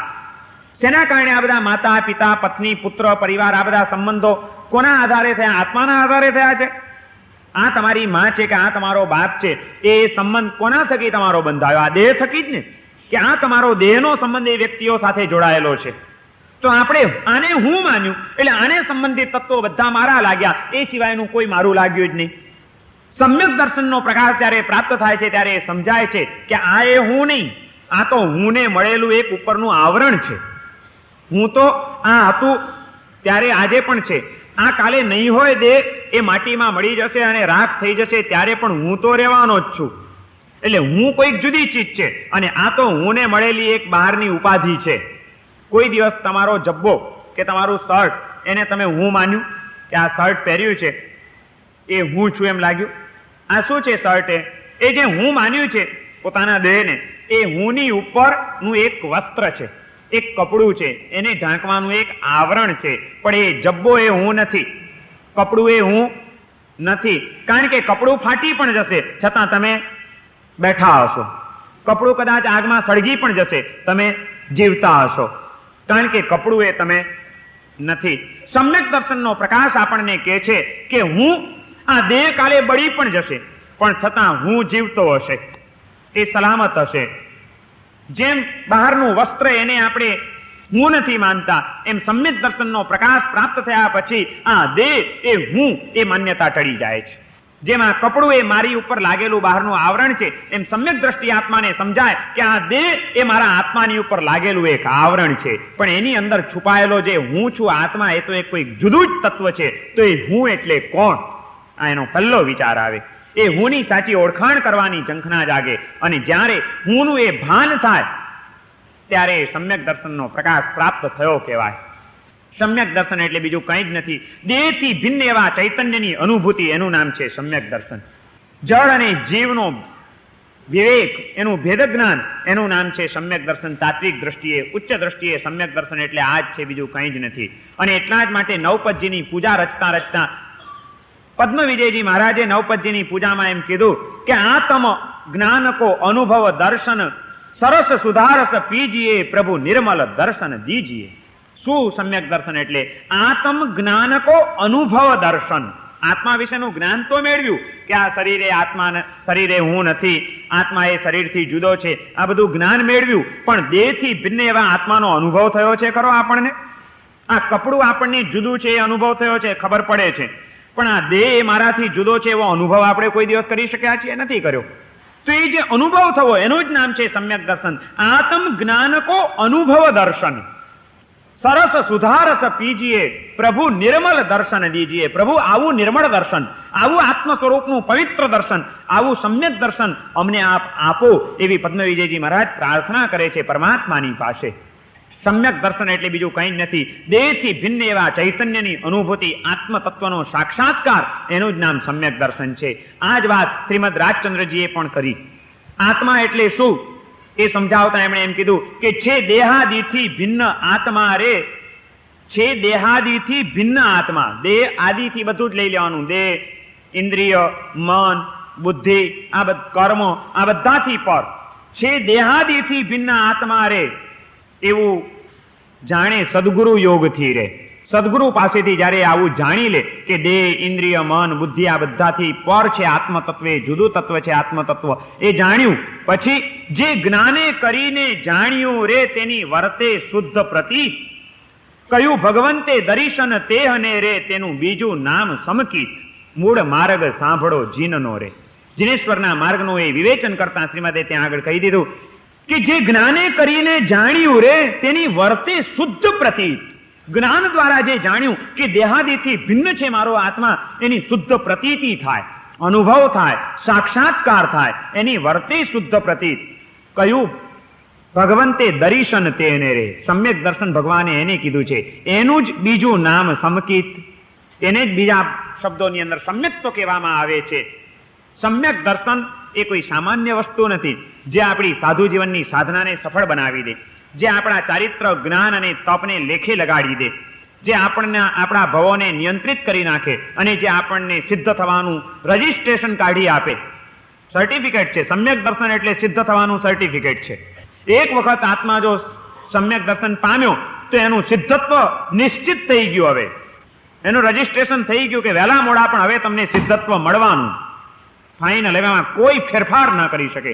આપણા સિદ્ધત્વને રજીસ્ટર કરી આપનાર, આપણા ભવચક્રને નિયંત્રિત કરી દેનાર, આપણા આચાર્ય ઉપાધ્યાય કે સાધુપણાની ભૂમિકાને સફળ બનાવનાર, અને આપણા દર્શન, જ્ઞાન અને તપ એ બધી સાધનાને લેખે લગાડનાર જે સમ્યક દર્શન છે, એ સમ્યક દર્શન કોઈ મામૂલી ચીજ નથી કે હું તમને આપી દઉં સમ્યક દર્શન અને તમે લઈ લો. આજે તો સમકીતે અપાવા માંડ્યો. હવે ભાઈ સમકીત લ્યો. શું પણ સમકીત લ્યો એટલે કઈ હું આમ તમને આપું ને તમે પકડીને લઈ લો એવી કોઈ ચીજ છે? અરે એ તો આત્માની અનુભૂતિની વાત છે. જ્યારે આત્માને અનુભવ થાય, ખ્યાલ આવે, પ્રતીતિ થાય કે આ દેહ હું નથી, દેહથી ભિન્ન છું હું, ત્યારે સમ્યક્ત્વ આવ્યું કહેવાય. સમ્યક દર્શન એ કોઈ સાવ મામૂલી ચીજ નથી કે કોઈ દુકાનદાર એનું પડીકું બાંધીને તમને પકડાવી દે ને તમે એને લઈને ઘર ભેગા થઈ જાઓ. આજે તો સંકેત અને મિથ્યાત્વ શબ્દો પણ બહુ સહેલા અને સસ્તા થઈ ગયા, પણ ખરેખર જ્ઞાની પુરુષોની દ્રષ્ટિએ સમ્યક દર્શન એટલે બહુ જ અઘરી ચીજ છે, બહુ મૂલ્યવાન વસ્તુ છે. તાત્વિક દ્રષ્ટિનું સમ્યક દર્શન આને કીધું છે. એવું સમ્યક દર્શન જ્યાં સુધી ન આવે ત્યાં સુધી એવું સમ્યક દર્શનની પ્રાપ્તિ થાય. એટલા માટે એની કરતા નીચેની ભૂમિકાનું સમ્યક દર્શન બીજું એક બતાડ્યું છે કે આવા સમ્યક દર્શનની નિર્મળતાને પરિપૂર્ણ રીતે પ્રગટ કરી ચૂકેલા અને પ્રાપ્ત કરી ચૂકેલા આવા જે તીર્થંકરો છે, એ તીર્થંકરોએ જે તત્વોને જે રીતે કીધા છે એ તત્વોને એ રીતે સ્વીકારવા, સદ્દવવા, શ્રદ્ધાથી માનવા, એનું નામ પણ સમ્યક દર્શન છે. સમ્યક દર્શન એટલે શું? ભગવાને કીધું છે કે જીવ તત્વ જુદું છે અને અજીવ તત્વ જુદું છે. દેહ અજીવ છે અને આત્મા એ ચેતન છે. આ દેહ અને આત્મા બંને ભિન્ન છે. દેહથી ભિન્ન એવા આત્માને મારે પ્રાપ્ત કરવાનો છે. પ્રભુએ કીધું છે, મોક્ષ તત્વનું નિરૂપણ કર્યું છે કે જ્યાં આગળ કોઈ પણ પરપુદ્ગલનો સહયોગ ન હોય, પર વસ્તુનો સંગ ન હોય, તે છતાં પણ આત્માનો અનંત અને અખંડ આનંદનો સ્ત્રોત ચાલુ હોય એવી એક આત્માની સહજ અવસ્થા હોય છે, એ જ મોક્ષ છે. અને હકીકતમાં એ છે જ. એવું હૃદયથી સ્વીકારીએ આપણે, શ્રદ્ધાથી માનીએ આપણે, તો પણ એ એક સમ્યક દર્શન છે. ભલે આજે અનુભૂતિ નથી આપણને દેહથી ઉપર ઉઠવાની, દેહાતીત અવસ્થાની, પણ એ અવસ્થા હોઈ શકે. મારા પ્રભુએ આમ કીધું છે, માટે એ હકીકત છે. એવી હૃદયની અતૂટ અને અખૂટ શ્રદ્ધા, એને સમ્યક દર્શનની ઉત્કૃષ્ટ અવસ્થા તો આ બતાડી કે નવાનામ અપી તત્વાનામ જ્ઞાનમ આત્મ પ્રસિદ્ધએ. નવે તત્વોનું જ્ઞાન મેળવીને પણ શું કરવાનું? નવે તત્વની અંદર મોટામાં મોટું અને મહાનમાં મહાન તત્વ હોય તો તે આત્મ તત્વ છે. એ આત્મ તત્વની સિદ્ધિ પ્રાપ્ત કરવાની, આત્માની અનુભૂતિ પ્રાપ્ત કરવાની. એટલા માટે બાકીના 9 તત્વનું જ્ઞાન મેળવવાનું છે. 9 તત્વનું જ્ઞાન મેળવે પણ આત્મ તત્વની પ્રાપ્તિ ન કરે, આત્મ તત્વની સિદ્ધિ ન મેળવે તો એ 9 તત્વનું જ્ઞાન પણ નકામું જાય. નવાનામપી તત્વાનામ જ્ઞાનમ આત્મ પ્રસિદ્ધએ કીધું. પણ એ આત્માની સિદ્ધિ પ્રાપ્ત નથી થઈ ત્યાં સુધી શું કરવાનું? એ કેવી રીતે થાય? એને માટે આ જ્ઞાન મેળવવું પડે, એને જાણવું તો પડે જ. એટલા માટે કીધું કે તત્વાર્થ શ્રદ્ધાનમ સમ્યક દર્શનમ. ઉમા સ્વાતીજી મહારાજે તત્વાર્થ સૂત્રની અંદર સમ્યક દર્શનની આ વ્યાખ્યા આપી કે ભગવાને જે તત્વો કીધા છે 9 અને એના જે અર્થો એમણે સમજાવ્યા છે એ તત્વને અને એ જ અર્થની અંદર એને સ્વીકારવા, એને હૃદયની શ્રદ્ધાથી અપનાવવા, એનું નામ પણ સમ્યક દર્શન છે. પેલા કરતા નીચેની ભૂમિકાનું. અને એ પણ હજી નથી કદાચ. 9 તત્વોનું જ્ઞાન પણ મેળવવાની ક્યાં ફુરસત છે કે ભગવાને 9 તત્વો કયા કીધા છે, એના શું અર્થ છે, એના શું રહસ્યો છે, જે પ્રભુએ કીધું છે એમ જ છે એટલું પણ હજી સમજવાની અને સમજ્યા પછી હૃદયની શ્રદ્ધાપૂર્વક એને સ્વીકારવાની ભૂમિકા નથી. એવું પણ સમ્યક દર્શન નથી આવ્યું. તો એના કરતા પણ નીચેની બિલકુલ પ્રાથમિક ભૂમિકાનું ઓગ સમ્યક દર્શન એક ત્રીજું કીધું છે, એકદમ સામાન્ય, કે દેવ, ગુરુ અને ધર્મ ઉપરની શ્રદ્ધા, એનું નામ સમ્યક દર્શન. અર્યંત જે દેવ મળ્યા છે એ જ સાચા છે. એ અર્યંતના માર્ગની વાતો કરનારા જે મને ગુરુ મળ્યા છે, ગુરુ સાચા છે. અને એ ગુરુએ જે ધર્મનો ઉપદેશ આપે છે, જે ધર્મનો માર્ગ બતાડ્યો છે, એ જ ધર્મ આત્માને માટે કલ્યાણકર છે. આ હજી કઈ સમજણ નથી. દેવ કેવા હોય એ ખબર નથી, ગુરુની શું વિશેષતા છે એ જાણતો નથી, ધર્મનું શું સ્વરૂપ છે એ કઈ હજી સમજ્યો નથી. પણ છતાં એના હૃદયથી એ સ્વીકારે છે કે હું નથી સમજી શકતો, પણ વિતરાગ જેવા દેવ, નિર્ગ્રંથ એવા ગુરુ અને દયામૂલક જે આ ધર્મ છે, એ જ 3 તત્વ સાચા છે. એમાં જ આત્માનું કલ્યાણ સમાયેલું છે. આવી ઓગ શ્રદ્ધા હોય તો પણ એ સમ્યક દર્શનનું પહેલું પગથિયું છે. અને જેને આ 3 માંથી એકે ભૂમિકા નથી, એ બધા મિથ્યાત્વના અખાડામાં પડ્યા છે. હજી આપણામાં સમ્યક દર્શન છે ખરું? આપણે વિચારવાની જરૂર છે. અને જો હોય તો ક્રમશઃ ઉપરના પગથિયાઓ ચડવા પડશે. ખાલી દેવગુરુ ધર્મને અમે માનીએ છીએ, અમને શ્રદ્ધા છે, એ વાતો નહીં ચાલે. બહુ કરીએ એ વાતો આજ સુધી. ક્યાં સુધી તું માન્યા કરીશ? દેવ ઉપર શ્રદ્ધા, ગુરુ ઉપર શ્રદ્ધા, ધર્મ ઉપર શ્રદ્ધા. પણ એ દેવે શું કીધું છે, 9 તત્વ કેવા બતાડ્યા છે, સમજવાની તો હવે ચિંતા કર. એ જો કોઈ ચિંતા ના કરીએ તો કેમ ચાલે? અને એ પછી પહેલી ભૂમિકાનું સમ્યક દર્શન, બીજી ભૂમિકાનું સમ્યક દર્શન લાવ્યા વિના રહે નહીં, કે નવે તત્વોનું તલસ્પર્શી જ્ઞાન પ્રાપ્ત કરે, જેની શ્રદ્ધાને પુષ્ટ બનાવી દે. અને નવે તત્વોની જ્ઞાન પ્રાપ્ત કર્યા પછી, શ્રદ્ધાને પરિપુષ્ટ બનાવ્યા પછી હવે એને એક જ વિચાર આવે કે પ્રભુએ કીધું છે કે અજીવ તત્વને છોડવાનું છે ને જીવ તત્વના સ્વરૂપમાં સ્થિર થવાનું છે. બસ આ દેહ એ જડ છે, ચૈતન્ય સ્વરૂપી આત્મા એ જ હું છું અને એ હુંને પામવું છે. અને એમ સાધના, એ માટે મારા પ્રભુએ આ સાધના માર્ગ બતાડ્યો છે. એમણે કીધું કે આશ્રવને છોડજે, સંવરને પકડી લેજે.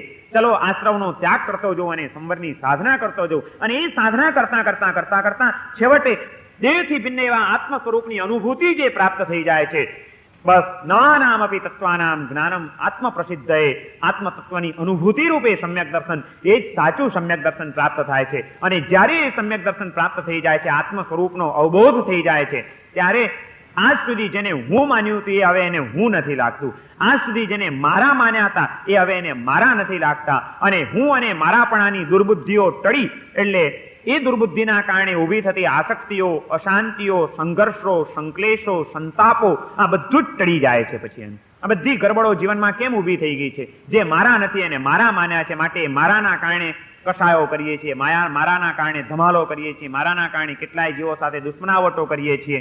પણ જો એ સમજાઈ જાય કે હું એટલે તો શુદ્ધ બુદ્ધ અને મુક્ત એવો ચૈતન્ય સ્વરૂપી આત્મા છું, અનંત જ્ઞાન, અનંત દર્શન, અનંત આનંદ અને અવ્યાવાદ સુખ એ મારા આત્માના ગુણો છે, હું આ છું અને મારું આ છે, આ સિવાયનું કંઈ હું નથી અને કંઈ મારું નથી, આ ભાન અને આ પ્રતીતિ થઈ જાય તો ઘણી બધી સમસ્યાઓનો અંત આવી જાય.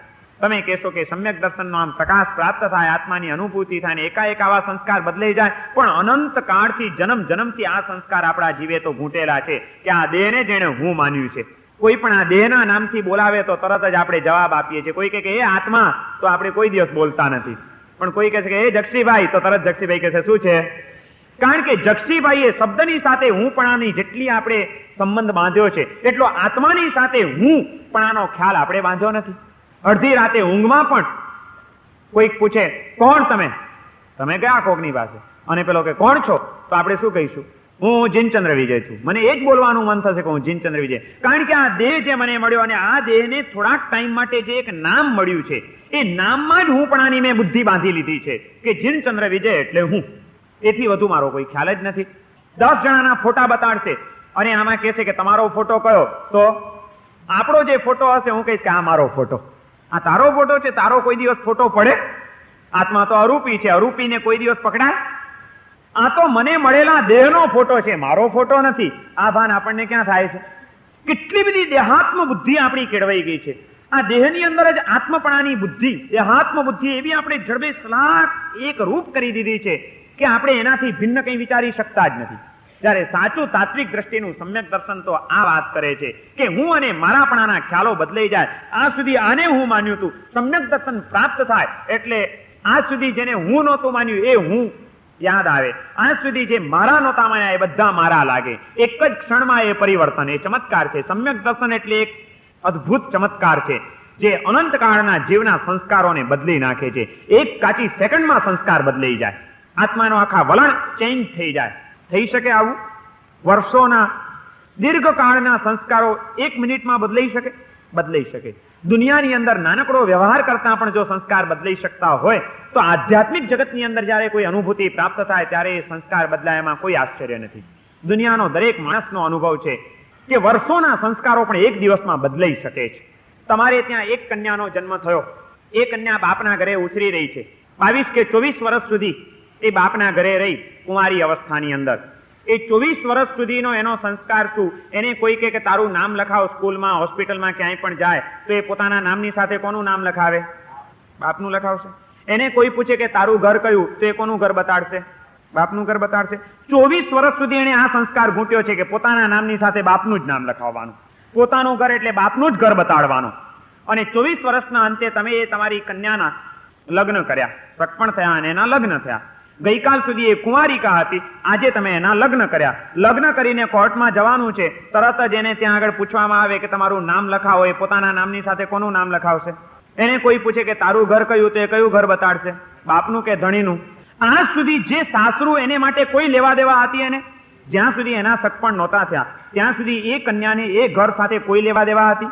કોઈ વ્યક્તિ સાથે લેવા દેવા હતી? એ ઘરને ઓળખતી પણ હતી? એ ઘરને કોઈ દિવસ એને મારું કીધું પણ હતું?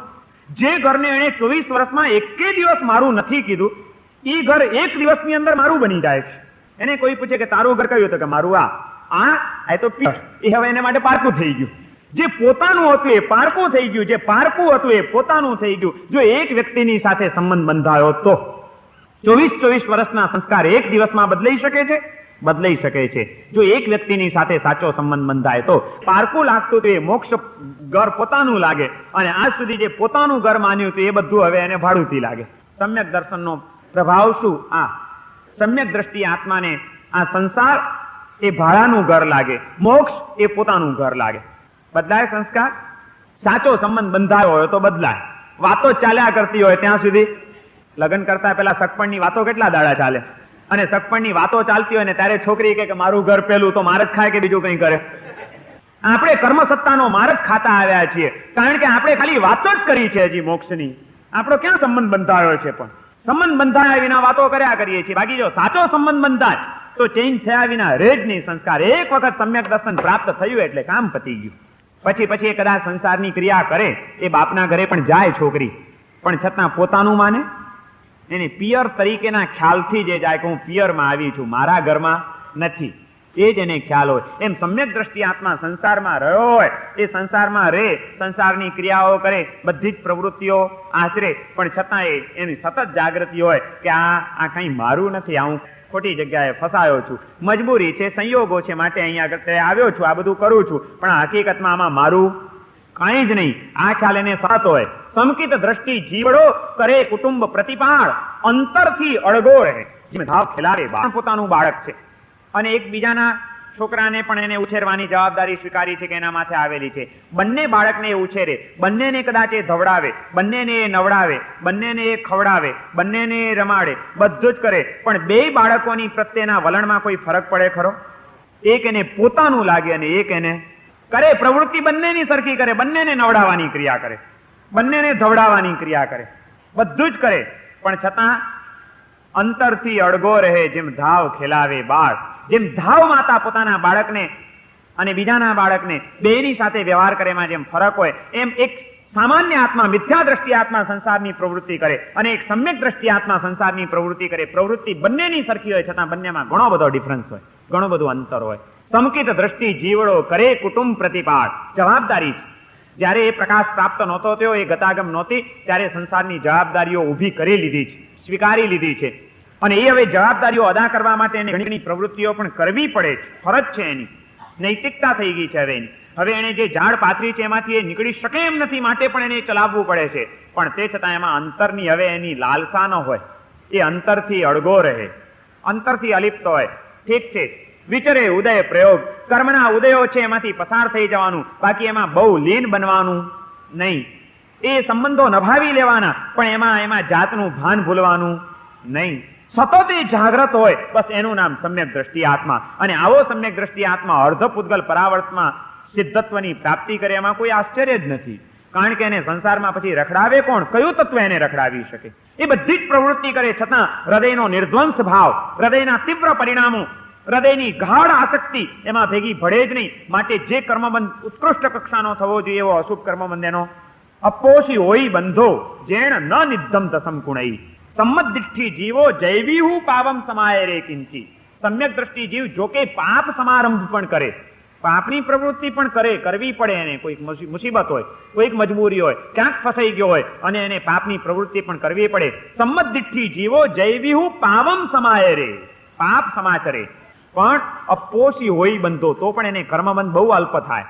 કારણ કે સમ્યક દ્રષ્ટિ હોવાના કારણે જેણ ન નિધમ દસમ કુણઈ, એ નિર્ધ્વંસ ભાવથી, કઠોર ભાવથી રાચી માચીને એ પાપ કોઈ દિવસ કરી ન શકે, કરે જ નહીં. એનું અંતર સતત ડંખ્યા કરતું હોય, એ અંદરથી સતત સાવધાન અને જાગ્રત હોય કે આ હું શું કરી રહ્યો છું, ક્યારે આ છૂટી જશે, કારણ કે આ મારું નહીં. હું અને મારાપણાનો સાચો ખ્યાલ આવી ગયો હોય. હું એટલે શુદ્ધ સ્વરૂપી આત્મા છું અને મારા જ્ઞાનાદી ગુણો છે, એ સિવાયનું કંઈ હું નથી, કોઈ તત્વ મારું નથી. આ ભાન એને સતત જાગૃતિમાં લઈ જાય, અને જેને આ ભાન થઈ જાય એને પછી કોઈ તત્વ અશાંત ન બનાવી શકે, કોઈ તત્વ એના ચિત્તને કલુષિત ન બનાવી શકે.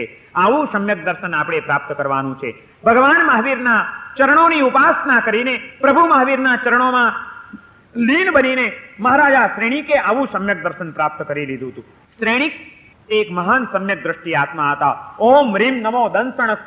સમ્યક દર્શનની આજે માળા ગણતા ગણતા આવા સમ્યક દ્રષ્ટિ આત્માઓનું ધ્યાન ધરજો. આજે શ્રેણીક મહારાજાનું ધ્યાન ધરજો કે આ શ્રેણીક મહારાજા ભગવાન મહાવીરના કેવા અનન્ય ભક્ત હતા. પ્રભુ ઉપરની એમની શ્રદ્ધા કેટલી અવિહળ હતી, પરમાત્મા ઉપરનો એમનો પ્રેમ કેટલો ગાઢ હતો. રોજ સવારના પોરમાં ઉઠીને પહેલી તપાસ આ કરે કે આજે પ્રભુ કઈ બાજુ વિચરી રહ્યા છે. સવારના ઉઠીને શ્રેણીક મહારાજાનું પહેલું કાર્ય શું હતું ખબર છે? શું ભગવાનના દર્શન કરવા જતા હતા? એને માણસો એવા રાખ્યા હતા કે રોજે રોજની પ્રભુની છેલ્લામાં છેલ્લી વિગતોથી પોતાને માહિતગાર રાખે કે પ્રભુ કઈ બાજુ વિચરી રહ્યા છે, કયા ગામમાં પધાર્યા છે, ક્યાં સમવસર્યા છે. એ માણસો દ્વારા તરત જ વાયા ફળાક દઈને રોજ સવારના પોરમાં મહારાજા શ્રેણીકને સંદેશો મળી જાય કે આજે પ્રભુ ઉત્તર દિશાની અંદર આ બાજુ આ ગામની અંદર સમવસર્યા છે, ત્યાં પધાર્યા છે. એક દિવસ પણ મારા પ્રભુના સમાચાર મને ન મળે તો મને શાંતિ ન વળે. એ પ્રભુ ઉપરનો એનો પ્રેમ કેટલો હશે. ઘરવાળાને મૂકીને ગયા હો અને ફોન ઉપર જો એકાદ મુલાકાત રોજ ન થતી હોય તો ચેન પડે? એમાં નવા લગ્ન કર્યા હોય ત્યારે કેટલી વાર ફોન કરો? ઓફિસમાં જાય ને તોય નવરો બેઠો દાડામાં 7 વાર ફોન કરે, કેમ છો, તું બહુ યાદ આવે છે. કોઈ દી આપણે આ ભગવાનને કીધું કે તારી બહુ યાદ આવે છે મને? શ્રેણિકને ભગવાન યાદ આવતા હતા. સવારના પોરમાં ઉઠતાની સાથે પહેલા પ્રભુ યાદ આવતા હતા કે મારા પ્રભુ ક્યાં હશે. હજી આમ ઊભા થાય ને ત્યાં માણસો તૈયાર હોય ને આવીને સમાચાર આપે કે પ્રભુ આજે આ દિશામાં વિચરી રહ્યા છે. એટલે તરત જ શ્રેણિક પોતાના એ શયન કક્ષમાંથી બહાર નીકળી 7-8 ડગલા એ ભગવાન જે દિશામાં વિચરતા હોય એ દિશામાં આગળ વધતા હતા. ત્યાં જઈને સોનાના ચોખાથી સાથીઓ કાઢતા હતા. ભગવાન આગળ નહીં, ભગવાનની દિશામાં, કલ્પનામાં કે જાણે ભગવાન સામે આ બાજુ વિચરી રહ્યા છે. અને સવારના પોરમાં પહેલું કામ કરવું હોય તો પ્રભુને વધાવવાનું કામ કરાય. સંસારને વધાવવાનું કામ પહેલું ન હોય. પહેલું કામ શું કરવાનું? લઈ અસ્ત્રોને છોલવાનું. સવારના પોરમાં ઉઠીને દાઢી છોલવા બેસી જાય. શેનું કામ પહેલું? સીધા પથારીમાંથી ઉભા થઈને આત્મચિંતન કરીને એ શ્રેણિક પ્રભુ જે દિશામાં વિચારતા હોય એ દિશામાં 7 ડગલા આગળ વધતા હતા. ત્યાં જઈને સોનાના જવલા રોજે રોજ તૈયાર કરાવતા હતા. તાજા એ સોનાના ચોખા, સોનાના જવલા, એનાથી એ ભગવાનની દિશામાં સાથીઓ કાઢતા હતા. પછી ઉભા થઈને પ્રભુની એ કલ્પનામાં લાવીને 3 ખમાસમણા આપતા હતા. પ્રભુનું ધ્યાન કરતા હતા અને પછી સંસારનો પ્રારંભ કરતા હતા. શ્રેણિક મહારાજા પરમાત્મા અનન્ય ભક્ત હતા. મહાવીર એના રોમ રોમમાં વસી ગયા હતા. મહાવીર પ્રત્યેનો પ્રેમ એના અણુને સ્પર્શી ગયો હતો. અને એ પરમાત્મા પ્રત્યેના તીવ્ર પ્રેમે મહારાજા શ્રેણિકને સમ્યક દર્શનની ભેટ આપી દીધી હતી. સમ્યક દર્શનને પામવાના જે કેટલાક સાધનો છે, જે કેટલાક આલંબનો છે, એમાંનું એક શ્રેષ્ઠ આલંબન છે પરમાત્મા ભક્તિ. પરમાત્મા પ્રત્યેની અવિહળ ભક્તિ આપણી દેહાત્મ બુદ્ધિને ટાળી દીધા વિના રહેની. દેહ બુદ્ધિમાં અટવાયેલો આત્મા જો પરમાત્માના શરણે ચાલ્યો જાય તો પરમાત્માની એ ઉત્કટ ભક્તિ એને સમ્યક દર્શનની પ્રાપ્તિ કરાવીને આત્માની અનુભૂતિમાં લઈ ગયા વિના રહે નહીં. નહીં તો રાવણ જેવો રાવણ તીર્થંકર નામકર્મ બાંધી શકે, અશક્ય વાત છે. રાવણ જેવાને પણ જો તીર્થંકર નામકર્મની ભેટ આપનાર, એના પરમાત્મા ભાવને રજીસ્ટર કરી આપનાર, એને સમ્યક દર્શનનો ઝળહળતો પ્રકાશ પહોંચાડનાર જો કોઈ હોય તો તે રાવણના હૃદયમાં રહેલી પરમાત્મા પ્રત્યેની અવિહળ ભક્તિ હતી. રાવણ ગમે તેવો હોય, એ કદાચ અહંકારી હતો, એ કદાચ વાસના ઘેલો હતો, એના જીવનની કેટલીક મોટી ખામીઓ પણ હતી, પણ અનેક ખામીઓની વચ્ચે એ બધી ખામીઓને ટપી જાય એવી એક જબરજસ્ત ખૂબી હતી રાવણની. એ વાસના ઘેલો રાવણ વાસના કરતા પણ પરમાત્મા પ્રત્યેની પ્રેમ ભાવનામાં વધુ તરબોળ હતો. પરમાત્માનો પ્રેમ એના અંતરના રોમે રોમે વસેલો હતો. અને માટે જ્યારે પણ મોકો મળે ત્યારે પરમાત્મા ભક્તિ કર્યા વિના રાવણ રહેતો નહોતો. એક દિવસ રાવણ અને મંદોદરી બેઠા છે ને રાવણને અચાનક ભગવાનની યાદ આવી ગઈ. અચાનક કોની યાદ આવે? એમ જ બેઠા હો ને અચાનક કોની યાદ આવે? સહસ્ત્રપણા પાર્શ્વનાથ યાદ આવી જાય, પદ્માવતી દેવી યાદ આવી જાય, કે લક્ષ્મી દેવી યાદ આવી જાય. રાવણ બેઠો છે અને મંદોદરીને કહે છે કે મંદોદરી, મને અત્યારે એકદમ ભાવ જાગ્યા છે કે આપણે અષ્ટાપદ પર્વતની યાત્રા કરી આવીએ, પ્રભુના દર્શન કરી આવીએ, બહુ યાદ આવે છે. મંદોદરી કહે છે સ્વામીનાથ, ખુશીથી ચાલો, હું પણ આવું તમારી સાથે, આપણે જરૂર યાત્રા કરીએ, પ્રભુના દર્શન મળે ક્યાંથી આપણને. અને રાવણ અને મંદોદરી બંને જણા અષ્ટાપદ પર્વતની યાત્રા કરવા માટે નીકળી પડ્યા. અષ્ટાપદ પર્વત ઉપર આવે છે, પગથિયા ચડીને ઉપર પહોંચે છે, દ્વારમાં દાખલ થાય છે, પ્રભુના દર્શન થયા અને રોમાંચ ખડા થઈ ગયા. એક એક રોમ રાજ્ય આમ વિકસિત થઈ ગઈ છે. પ્રભુનું દર્શન, જેની પ્રત્યે તીવ્ર પ્રેમ હોય એ પ્રિય વ્યક્તિનું દર્શન પણ આપણા રોમાંચ ખડા કરી દે. પ્રેમની આ નિશાની છે. પ્રભુના દર્શન થયા અને આમ રાવણની રોમ રાજી વિકસિત થઈ ગઈ, નમી પડે છે પ્રભુના ચરણમાં, છેક ભગવાનના ગભારા પાસે પહોંચે છે. રાવણ અને મંદોદરી ત્યાં આગળ પ્રભુની સ્તુતિ કરે છે. સ્તુતિ કરતા કરતા કરતા કરતા એટલો આનંદ આવે છે, એવા લીન બન્યા છે, મજા આવી ગઈ. ભગવાન પાસે માત્ર જવું જ બસ નથી, ભગવાન પાસે ગયા પછી મજા આવી જવી જોઈએ. પિક્ચરમાં ગયા હો, સરસ કોઈક પિક્ચર હોય, તમારો મનગમતો એક્ટર કે એક્ટ્રેસ એમાં હોય અને એની એક એક એક્ટિંગને એક એક ડાયલોગ ટોપ હોય અને એ પિક્ચર જોઈને બહાર નીકળો તો શું કહો દોસ્તારને, મજા આવી ગઈ. કોઈ દિવસ આ સહસ્ત્રપણા પાર્શ્વનાથ ભગવાન પાસેથી બહાર નીકળીને કોઈ દિવસ કીધું તમે ઘરવાળાને કે આજે મજા આવી ગઈ? આ ભગવાન આગળ કોઈ દિવસ આપણને મજા જ ના આવી, અને છતાં આપણે કહીશું કે અમને ભગવાન ઉપર પ્રેમ છે. બંને જણા ખુશ થઈ ગયા છે. મંદોદરી કહે છે રાવણને કે સ્વામીનાથ, આજે આ પ્રભુની ભક્તિ કરતા કરતા મને એવો ભાવ જાગ્યો છે કે મારા જીવનમાં મેં શીખેલી કળાઓ શું કામની? આ નૃત્ય કળા મારે આજે પ્રભુની આગળ રજૂ કરવી છે, મારે ભગવાનની આગળ નૃત્ય કરવું છે, નાચવું છે. રાવણ કહે છે કે પ્રભુની આગળ નાચવાનું મન થયું એ બહુ સારી વાત છે. જે ભગવાન આગળ નાચે એને સંસારમાં નાચવાનું મટી જાય એને. જરૂર તમે નૃત્ય કરો, પણ તમને તાલ હું આપીશ. રાવણ સારામાં સારો વીણા વાદક હતો, વીણા વગાડવામાં બહુ એક્સપર્ટ હતો. રાવણ કહે છે હું વીણા વગાડું, મંદોદરી તું નૃત્ય કર. અને મંદોદરી તૈયાર થઈ ગઈ. રાવણે તરત જ, વીણાનો શોખીન હતો, ગમે ત્યાં જાય વીણા તો સાથે જ હોય. આજે વીણા સાથે લઈને આવ્યો હતો. એ તરત જ પેટી ખોલી વીણા કાઢી રાવણે વીણા વાદન શરૂ કર્યું અને મંદોદરીએ એના તાલે તાલે નૃત્ય શરૂ કર્યું. રાવણ વીણા વગાડતો જાય છે, મંદોદરી નાચતી જાય છે. બે જણા ધીમે ધીમે એવા ભક્તિમાં લીન બનતા ગયા છે ને એ રંગમાં ને રંગમાં રંગાતા ગયા છે. થોડીક વાર થઈ અને સ્થળ અને કાળનું ભાન ભૂલાવા માંડ્યું. ભક્તિનો સાચો રંગ એ જ કહેવાય કે જે ભક્તિના રંગમાં ડૂબ્યા પછી આપણને સ્થળ અને કાળનું ભાન ભૂલાઈ જાય. ક્યાં સમય પસાર થઈ ગયો એ ખબર ન પડે, ક્યાં છીએ એ ખ્યાલ ના આવે અને આપણે તદાકાર બની ગયા હોઈએ. રાવણ અને મંદોદરી બે આત્માઓ લીન બન્યા છે અને બરોબર ચાલી રહી છે ભક્તિ. એટલામાં અચાનક તાનમાં લીન બનેલો રાવણ તો જોર જોરથી હવે આમ વીણા વગાડી રહ્યો છે, એક લીન થઈને, પણ એમાં એનો ખ્યાલ ન રહ્યો અને વીણાનો એક તાર તૂટી ગયો. તાર તૂટ્યો એટલે સૂર જે રીતે નીકળવા જોઈએ એ રીતે નીકળ્યા નહીં ને. રાવણ એટલે તો એક્સપર્ટ વીણા વાદક. જરાક સૂરમાં ગડબડ થઈ એટલે રાવણને ખ્યાલ આવી ગયો. તરત જ જાગ્રત થયો. આંખો બંધ કરીને વગાડતા એને આંખ ખોલી કે આમ કેમ થાય છે. આંખ ખોલીને જોયું તો તાર લબડતો પડ્યો છે, તૂટી ગયો છે તાર. રાવણ વિચારમાં પડી ગયો કે આ તાર તૂટ્યો એટલે હવે સૂર બેસૂર થવાના, બરોબર તાલ મળશે નહીં. અને આના તાલે તાલે મંદોદરી નૃત્ય કરે છે તો એના નૃત્યમાં પણ વિક્ષેપ પડશે. એના આત્માની અંદર અત્યારે ભક્તિનો અને એકાકારતાનો રંગ જામ્યો છે. ગમે તે થાય પણ મંદોદરીની જે ભક્તિનો રંગ જામ્યો છે એમાં ભંગ ન પડવો જોઈએ. ભગવાનનો ભક્ત ઈચ્છે શું ભગવાન પાસે, એની કામના શું હોય? આ એક જ કે જે ભક્તિનો રંગ જામ્યો છે એમાં કોઈ ભંગ ન પડવો જોઈએ. આનંદગંજી મહારાજે ધર્મનાથ ભગવાનના સ્તવનની અંદર આ જ પ્રાર્થના કરી છે કે ધર્મ જિનેશ્વર ગાઉં રંગ શું, ભંગમ પડજો હો પ્રીત જિનેશ્વર. ભગવાન તારી સાથે જે પ્રીતનો રંગ જામ્યો છે બસ હવે એ પ્રીતમાં કોઈ ભંગ ન પડે, બસ એ જ મારે જોઈએ છે, કોઈ ભંગ ન જોઈએ.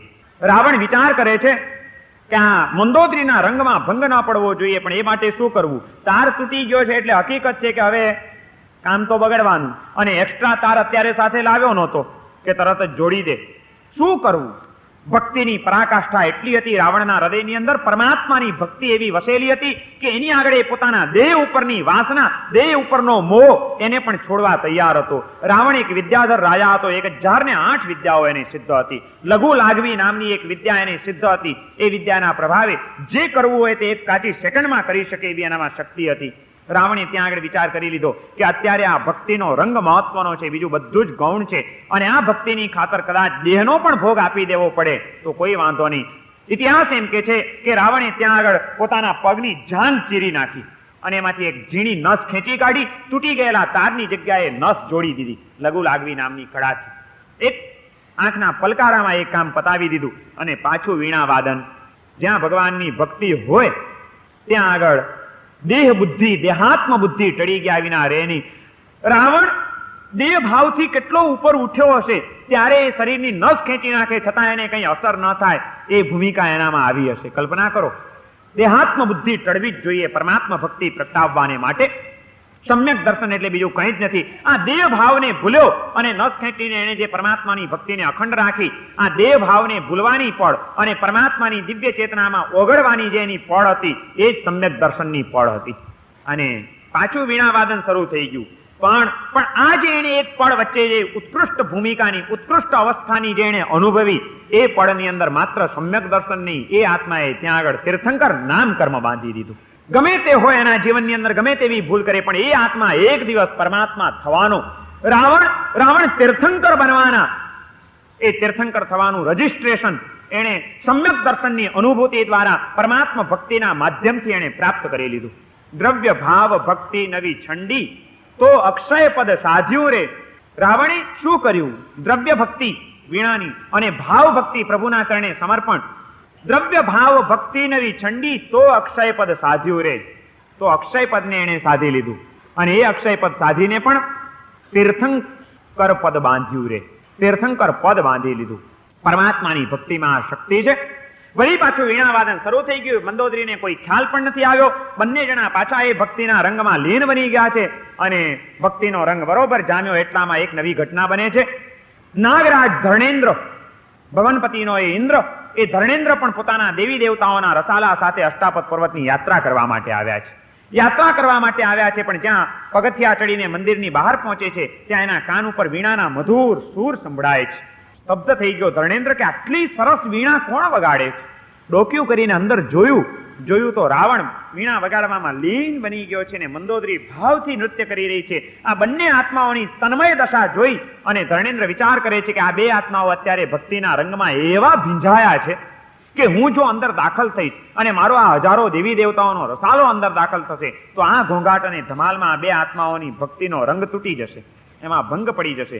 તો મારી ભક્તિ પણ એવી ન હોવી જોઈએ જે બીજાની ભક્તિને ભાંગી નાખે. શું સમજ્યા કે તમે? આપણી ભક્તિ પણ એવી ન હોવી જોઈએ જે બીજાની ભક્તિના ભૂક્કા બોલાવી દે. આપણને કોઈનો વિચાર જ કરવો નહીં. ફાવે એમ જવું, ફાવે એમ ધનાધની કરવી.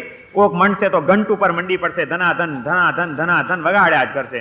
કોક જશે તો એ રાડો જ પાડ્યા કરશે. દર્શનમ દેવ દેવશ્યામ દર્શનમ પાપનાશનમ. એક દાડો હું દર્શન કરતો હતો ને એક ભગત આવ્યો, આવીને સડસડાટ, એને એ એટલો તો વિવેક હતો નહીં કે દર્શન કરવામાં ભગવાન પાસે જે એટલે પેલા ઝૂકી જવું જોઈએ. આમ સડસડાટ આવીને આમ ઉભો રહી ગયો, છેક ગભારા આગળ આવીને જોરથી એને બ્રોડકાસ્ટિંગ શરૂ કર્યું. કેમ જાણે ભગવાન બેરા નહીં હોય. દર્શનમ દેવ દેવશ્યામ દર્શનમ પાપનાશનમ. હું આમ ચૈતન કરતો હતો ને દર્શનમ બોલ્યો એવું જોરથી હું એ ચમક્યો ઘડી પછી. થયું તો આ ધડાકો શેનો થયો? રાડો જ પાડવાની. કોઈનો વિચાર નહીં કરવાનો કે કોઈ સાધના કરે છે, કોઈ ચૈત્યવંદન કરે છે, કોઈ જાપ કરે છે, કોઈ ધ્યાન કરે છે, કોઈ સ્તવન ગાય છે.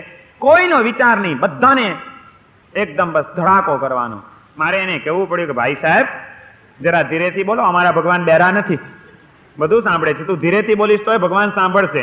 અને તારું પાપ નાશનમ તો થશે ત્યારે થશે. હમણાં ઘણાનું ભક્તિ નાશનમ થઈ રહ્યું છે. મહેરબાની રાખ. વિવેક જ નથી, કોઈ ભક્તિમાં પણ વિવેક નથી. ધર્મેન્દ્ર જેવો ધર્મેન્દ્ર છે, પોતે ઇન્દ્ર છે, પણ છતાં કેટલો વિવેકી છે. ધર્માત્મા વિવેકી હોવો જોઈએ. એ વિચાર કરે છે કે હું જઈશ તો રાવણની ભક્તિમાં વિક્ષેપ પડશે, મારાથી ન જવાય. બહાર જ ઉભો રહી ગયો. રાવણની ભક્તિ પૂરી કરી લે પછી મારે અંદર જવાનું. ધર્મેન્દ્ર બહાર ઉભો અને બહાર ઉભા મંદોદરી અને રાવણની ભક્તિ જુએ છે. આફરીન થઈ ગયો છે ધર્મેન્દ્ર, એની ઉપર ખુશ થઈ ગયો છે કે શું આ લોકોની લીનતા છે. અને નૃત્ય પૂરું થયું, વીણા પણ બંધ કરી દીધી, વીણા મૂકી દીધી. છેલ્લા નમસ્કાર કરીને ધર્મેન્દ્રને પદ્માવતી બહાર નીકળે, મંદોદરી બહાર નીકળે છે પાછા પગલે. ભગવાનને પૂંઠ ન થાય એ રીતે આમ ઊંધા પાછા વળે છે. આ એનો પાછો વિવેક. ધર્મેન્દ્ર તો એકદમ ખુશ થઈ ગયો છે. જેવો બહાર નીકળ્યો રાવણ, ધર્મેન્દ્ર તરત જ ઉભો તો એની પીઠ થાબડે છે. શાબાશ રાવણ, શાબાશ, તારી પ્રભુ ભક્તિ જોઈને હું ખુશ થઈ ગયો છું. હું નાગરાજ ધર્મેન્દ્ર છું, પ્રભુની યાત્રા કરવા આવ્યો હતો, પણ તારી ભક્તિ જોઈ અને મારો આત્મા પ્રસન્ન થઈ ગયો છે.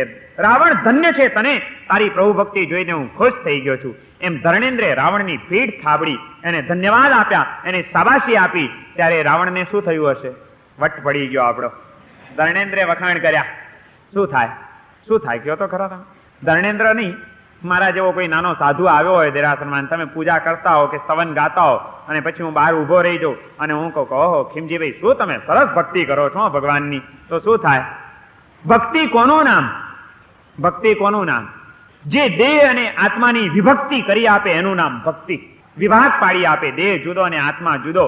અને રાવણને તો અભિમાન આવે કે રાવણ એ નામ મારું છે, કે આ જેની પીઠ થબડાય છે પીઠ મારી છે. એમ જો રાવણે માન્યો હોત તો એને અભિમાન આવત, પણ ભક્તિ દ્વારા દેહ અને આત્માની વિભક્તિ કરી નાખી હતી એણે.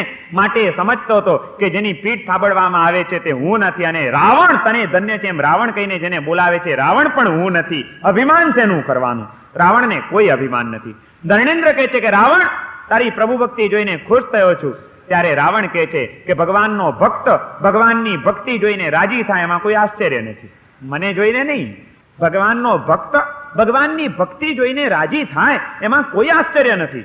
જ્યારે આ જવાબ આપ્યો ત્યારે ધર્મેન્દ્રથી હજી રહેવાતું નથી. ધર્મેન્દ્ર એમ થઈ ગયું કે આ તે ગજબનો માણસ છે, આટલું કહું છું તો એને અભિમાન પણ નથી, એટલે ઓર ખુશ થાય છે એની ઉપર. એ કહે છે કે રાવણ એમ નહીં, ભગવાનની ભક્તિ તો ખરી, પણ ભગવાનની તે કરેલી ભક્તિ જોઈને હું ખુશ થયો છું, તારી ઉપર ખુશ થયો છું, તારી ભક્તિ જોઈને ખુશ થયો છું. અને રાવણ આજે મને એમ થાય છે કે હું તને કંઈક આપું, દેવનું દર્શન ખાલી ન જાય. બોલ તારે શું જોઈએ? જે જોઈએ તે માંગી લે, આજે હું વરદાન આપવા માટે બેઠો છું. તારે શું જોઈએ આ ભગવાનની ભક્તિના પ્રભાવે? જ્યારે રાવણે આમ ધર્મેન્દ્રે પૂછ્યું હશે રાવણને કે હું તને કંઈક આપવા માંગુ છું, તારે શું જોઈએ? ત્યારે શું માંગ્યું હશે રાવણે?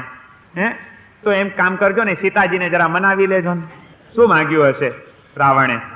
સારું એમ છે, મારે હવે 3 ખંડ જીતવાના છે, દિગ્વિજય કરવાનો છે, બધે મને વિજય મળે માટે તમે મારી સાથે રહેજો ને. શું માંગ્યું રાવણે? ધર્મેન્દ્ર જયારે આપવા તૈયાર છે ત્યારે રાવણ શું માંગે? જો રાવણના હૃદયની અંદર આ સંસાર મારો હોત તો એ સંસાર માગ્યા વિના રહ્યો ન હોત, પણ રાવણ એક સમ્યક દ્રષ્ટિ આત્મા હતો, સમ્યક દર્શનનો ઝળહળતો પ્રકાશ એની પાસે હતો. માટે હું અને મારાપણાના સાચા ખ્યાલો હોવાના કારણે એ આમાંનું કંઈ માંગતો નથી.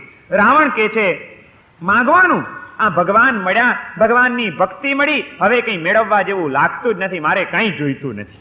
ભગવાન મળ્યા પછી કંઈ મેળવવા જેવું લાગે તો તમે ના પાડો છો, તો એનો અર્થ એ થયો કાં ભગવાન મળ્યા નથી.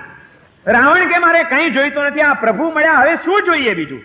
ધર્મેન્દ્ર કહે છે કે રાવણ તું તે ગજબનો માણસ છે, પણ સમજી ગયો તને કોઈ જોઈતું નથી, પણ મારે આપ્યા વિના રહેવું નથી, મારાથી રહેવાય એમ નથી. કંઈક ને કંઈક તો તારે માંગવું જ પડશે, કંઈક ને કંઈક માંગ.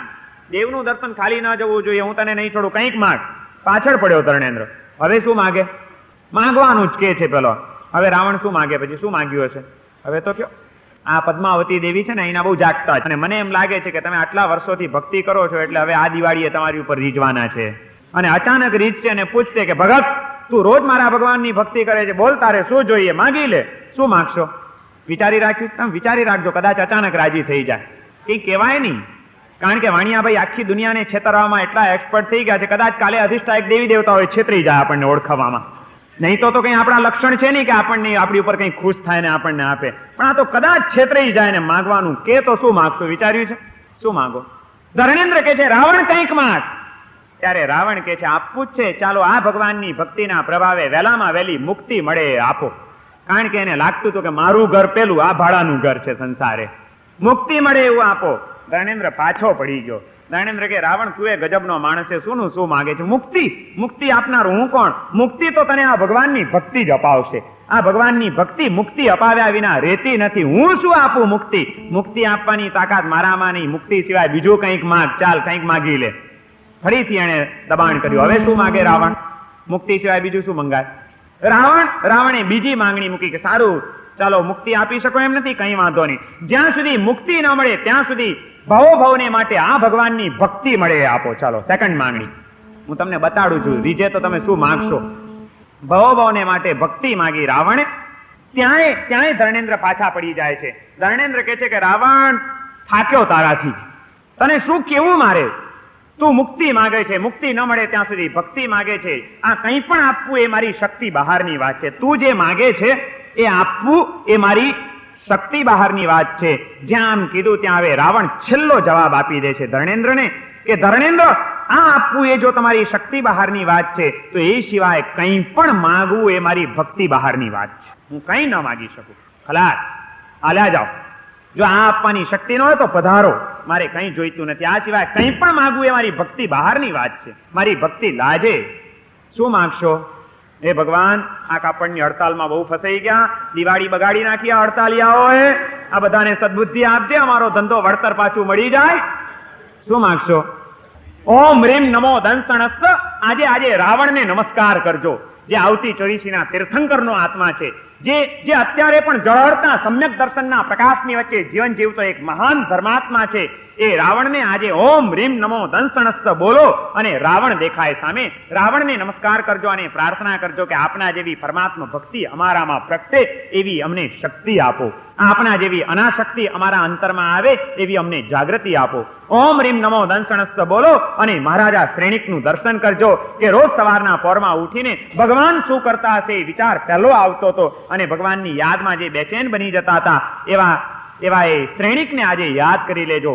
ઓમ રીમ નમો દંસણસ્સ બોલો અને કૃષ્ણ મહારાજાને આજે યાદ કરી લેજો કે જે કૃષ્ણ અનાસક્ત યોગી હતા. સંસારમાં રહેવા છતાં પણ અંતરથી અડગો રહે, જેમ ધાવ ખીલાવે બાણ, અંતરથી એ નિરાળા મહારાજા કૃષ્ણ એ સંસાર પણ ભોગવતા હતા, એ બધું જ કરતા હતા, પણ તે છતાં અંતરથી અડગો રહે. કારણ કે ક્ષાયિક સમ્યક દર્શનનો પ્રકાશ એમને પ્રાપ્ત થયેલો હતો. એ કૃષ્ણ મહારાજાને નમસ્કાર કરતા કરતા આજે પ્રાર્થના કરજો કે આપના જેવી અનાશક્તિ અમારા જીવનમાં પણ આવે એવી અમને શક્તિ આપજો. સંસારમાં છીએ, અનેક પ્રવૃત્તિઓ કરીએ છીએ, પણ પાંચે ઇન્દ્રિયોની આસક્તિઓ ડગલે ને પગલે અમને સતાવી જાય છે. સમ્યક દર્શનનો એવો કોઈક પ્રકાશ અમને પણ પ્રાપ્ત થઈ જાય આપના જેવો કે જેના કારણે અમે આ બધાની વચ્ચે પણ નિર્લેપ રહી શકીએ, નિષ્કામ ભાવનાને સ્પર્શી શકીએ એવી શક્તિ અમને આપો. આજે એક સમ્યક દ્રષ્ટિ આત્માઓને યાદ કરવાના છે. કોને કોને યાદ કરશો? આજે કેટલાને યાદ કરશો? સમ્યક દ્રષ્ટિ આત્માઓને ઓળખો છો? ક્ષણની જ થઈ, બધું મારી ઉપર જ છોડ્યું છે. સમ્યક દર્શન પદની આરાધના એટલે શું? દેહથી ભિન્ન એવા આત્માનો અનુભવ કરવાનો છે અને એક વખત પણ જો એ ચમકારો થઈ ગયો, સાધના કરતા કરતા એક વખત પણ જો એ અનુભૂતિ થઈ ગઈ તો પછી આજ સુધી હું અને મારાપણાના જે ખોટા ખ્યાલો બાંધ્યા હતા એ એક ધડાકે તૂટી જશે. આજ સુધી જે મારું નહોતું માન્યું એ બધું હવે મારું લાગશે. આજ સુધી જેનામાં હુંપણાની કલ્પના જ નહોતી કરી એ ચૈતન્યની અંદર હુંપણાની આત્મબુદ્ધિ કેળવાશે અને દેહાત્મ બુદ્ધિ ટળી જશે, આત્મબુદ્ધિ કેળવાઈ જશે. હું અને મારાપણાનો સાચો ખ્યાલ આવી જશે. સમ્યક દર્શનનો એ ઝળહળતો પ્રકાશ અનાશક્તિ અને જાગૃતિની ભૂમિકા આપણને પ્રાપ્ત કરાવી દેશે. આવું નિર્મળ સમ્યક દર્શન આપણને પ્રાપ્ત થાય જે સમગ્ર સાધનાનો આધાર છે, જે નવે પદોનો પ્રાણ છે, એ સમ્યક દર્શન અમારા અંતરમાં પ્રગટે તો સારું. એવી પવિત્ર ઝંખના સાથે આજે સમ્યક દર્શન પદની આરાધના કરવાની છે અને સમ્યક દર્શન પ્રાપ્ત કરી ચૂકેલા મહાત્માઓને આજે યાદ કરીને નમસ્કાર કરવાના છે, પ્રાર્થના કરવાની છે અને એમના ચરણોની અંદર મસ્તક ઝુકાવીને એમની પાસેથી આપણને પણ આવું નિર્મળ સમ્યક દર્શન પ્રાપ્ત થાય એવી ઝંખના સાથે આ આરાધનાને સફળ બનાવવાની છે. સમ્યક દર્શન પદની આરાધના કરીએ એટલે દેહ ઉપરની મમતા ઘટવી જોઈએ અને આત્મા તરફનું લક્ષ્ય કેળવાવું જોઈએ.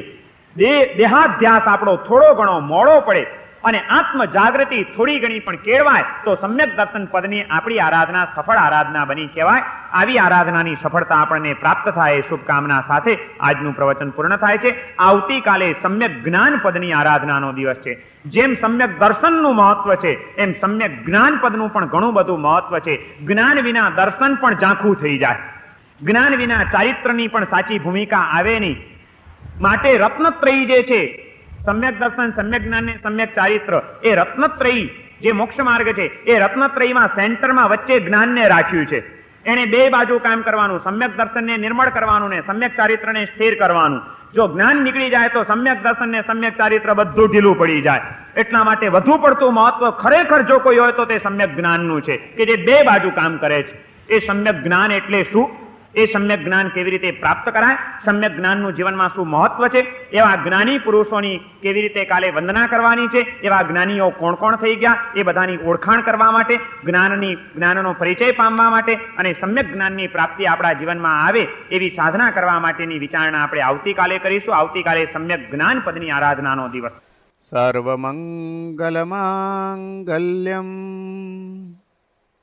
સર્વકલ્યાણકારણમ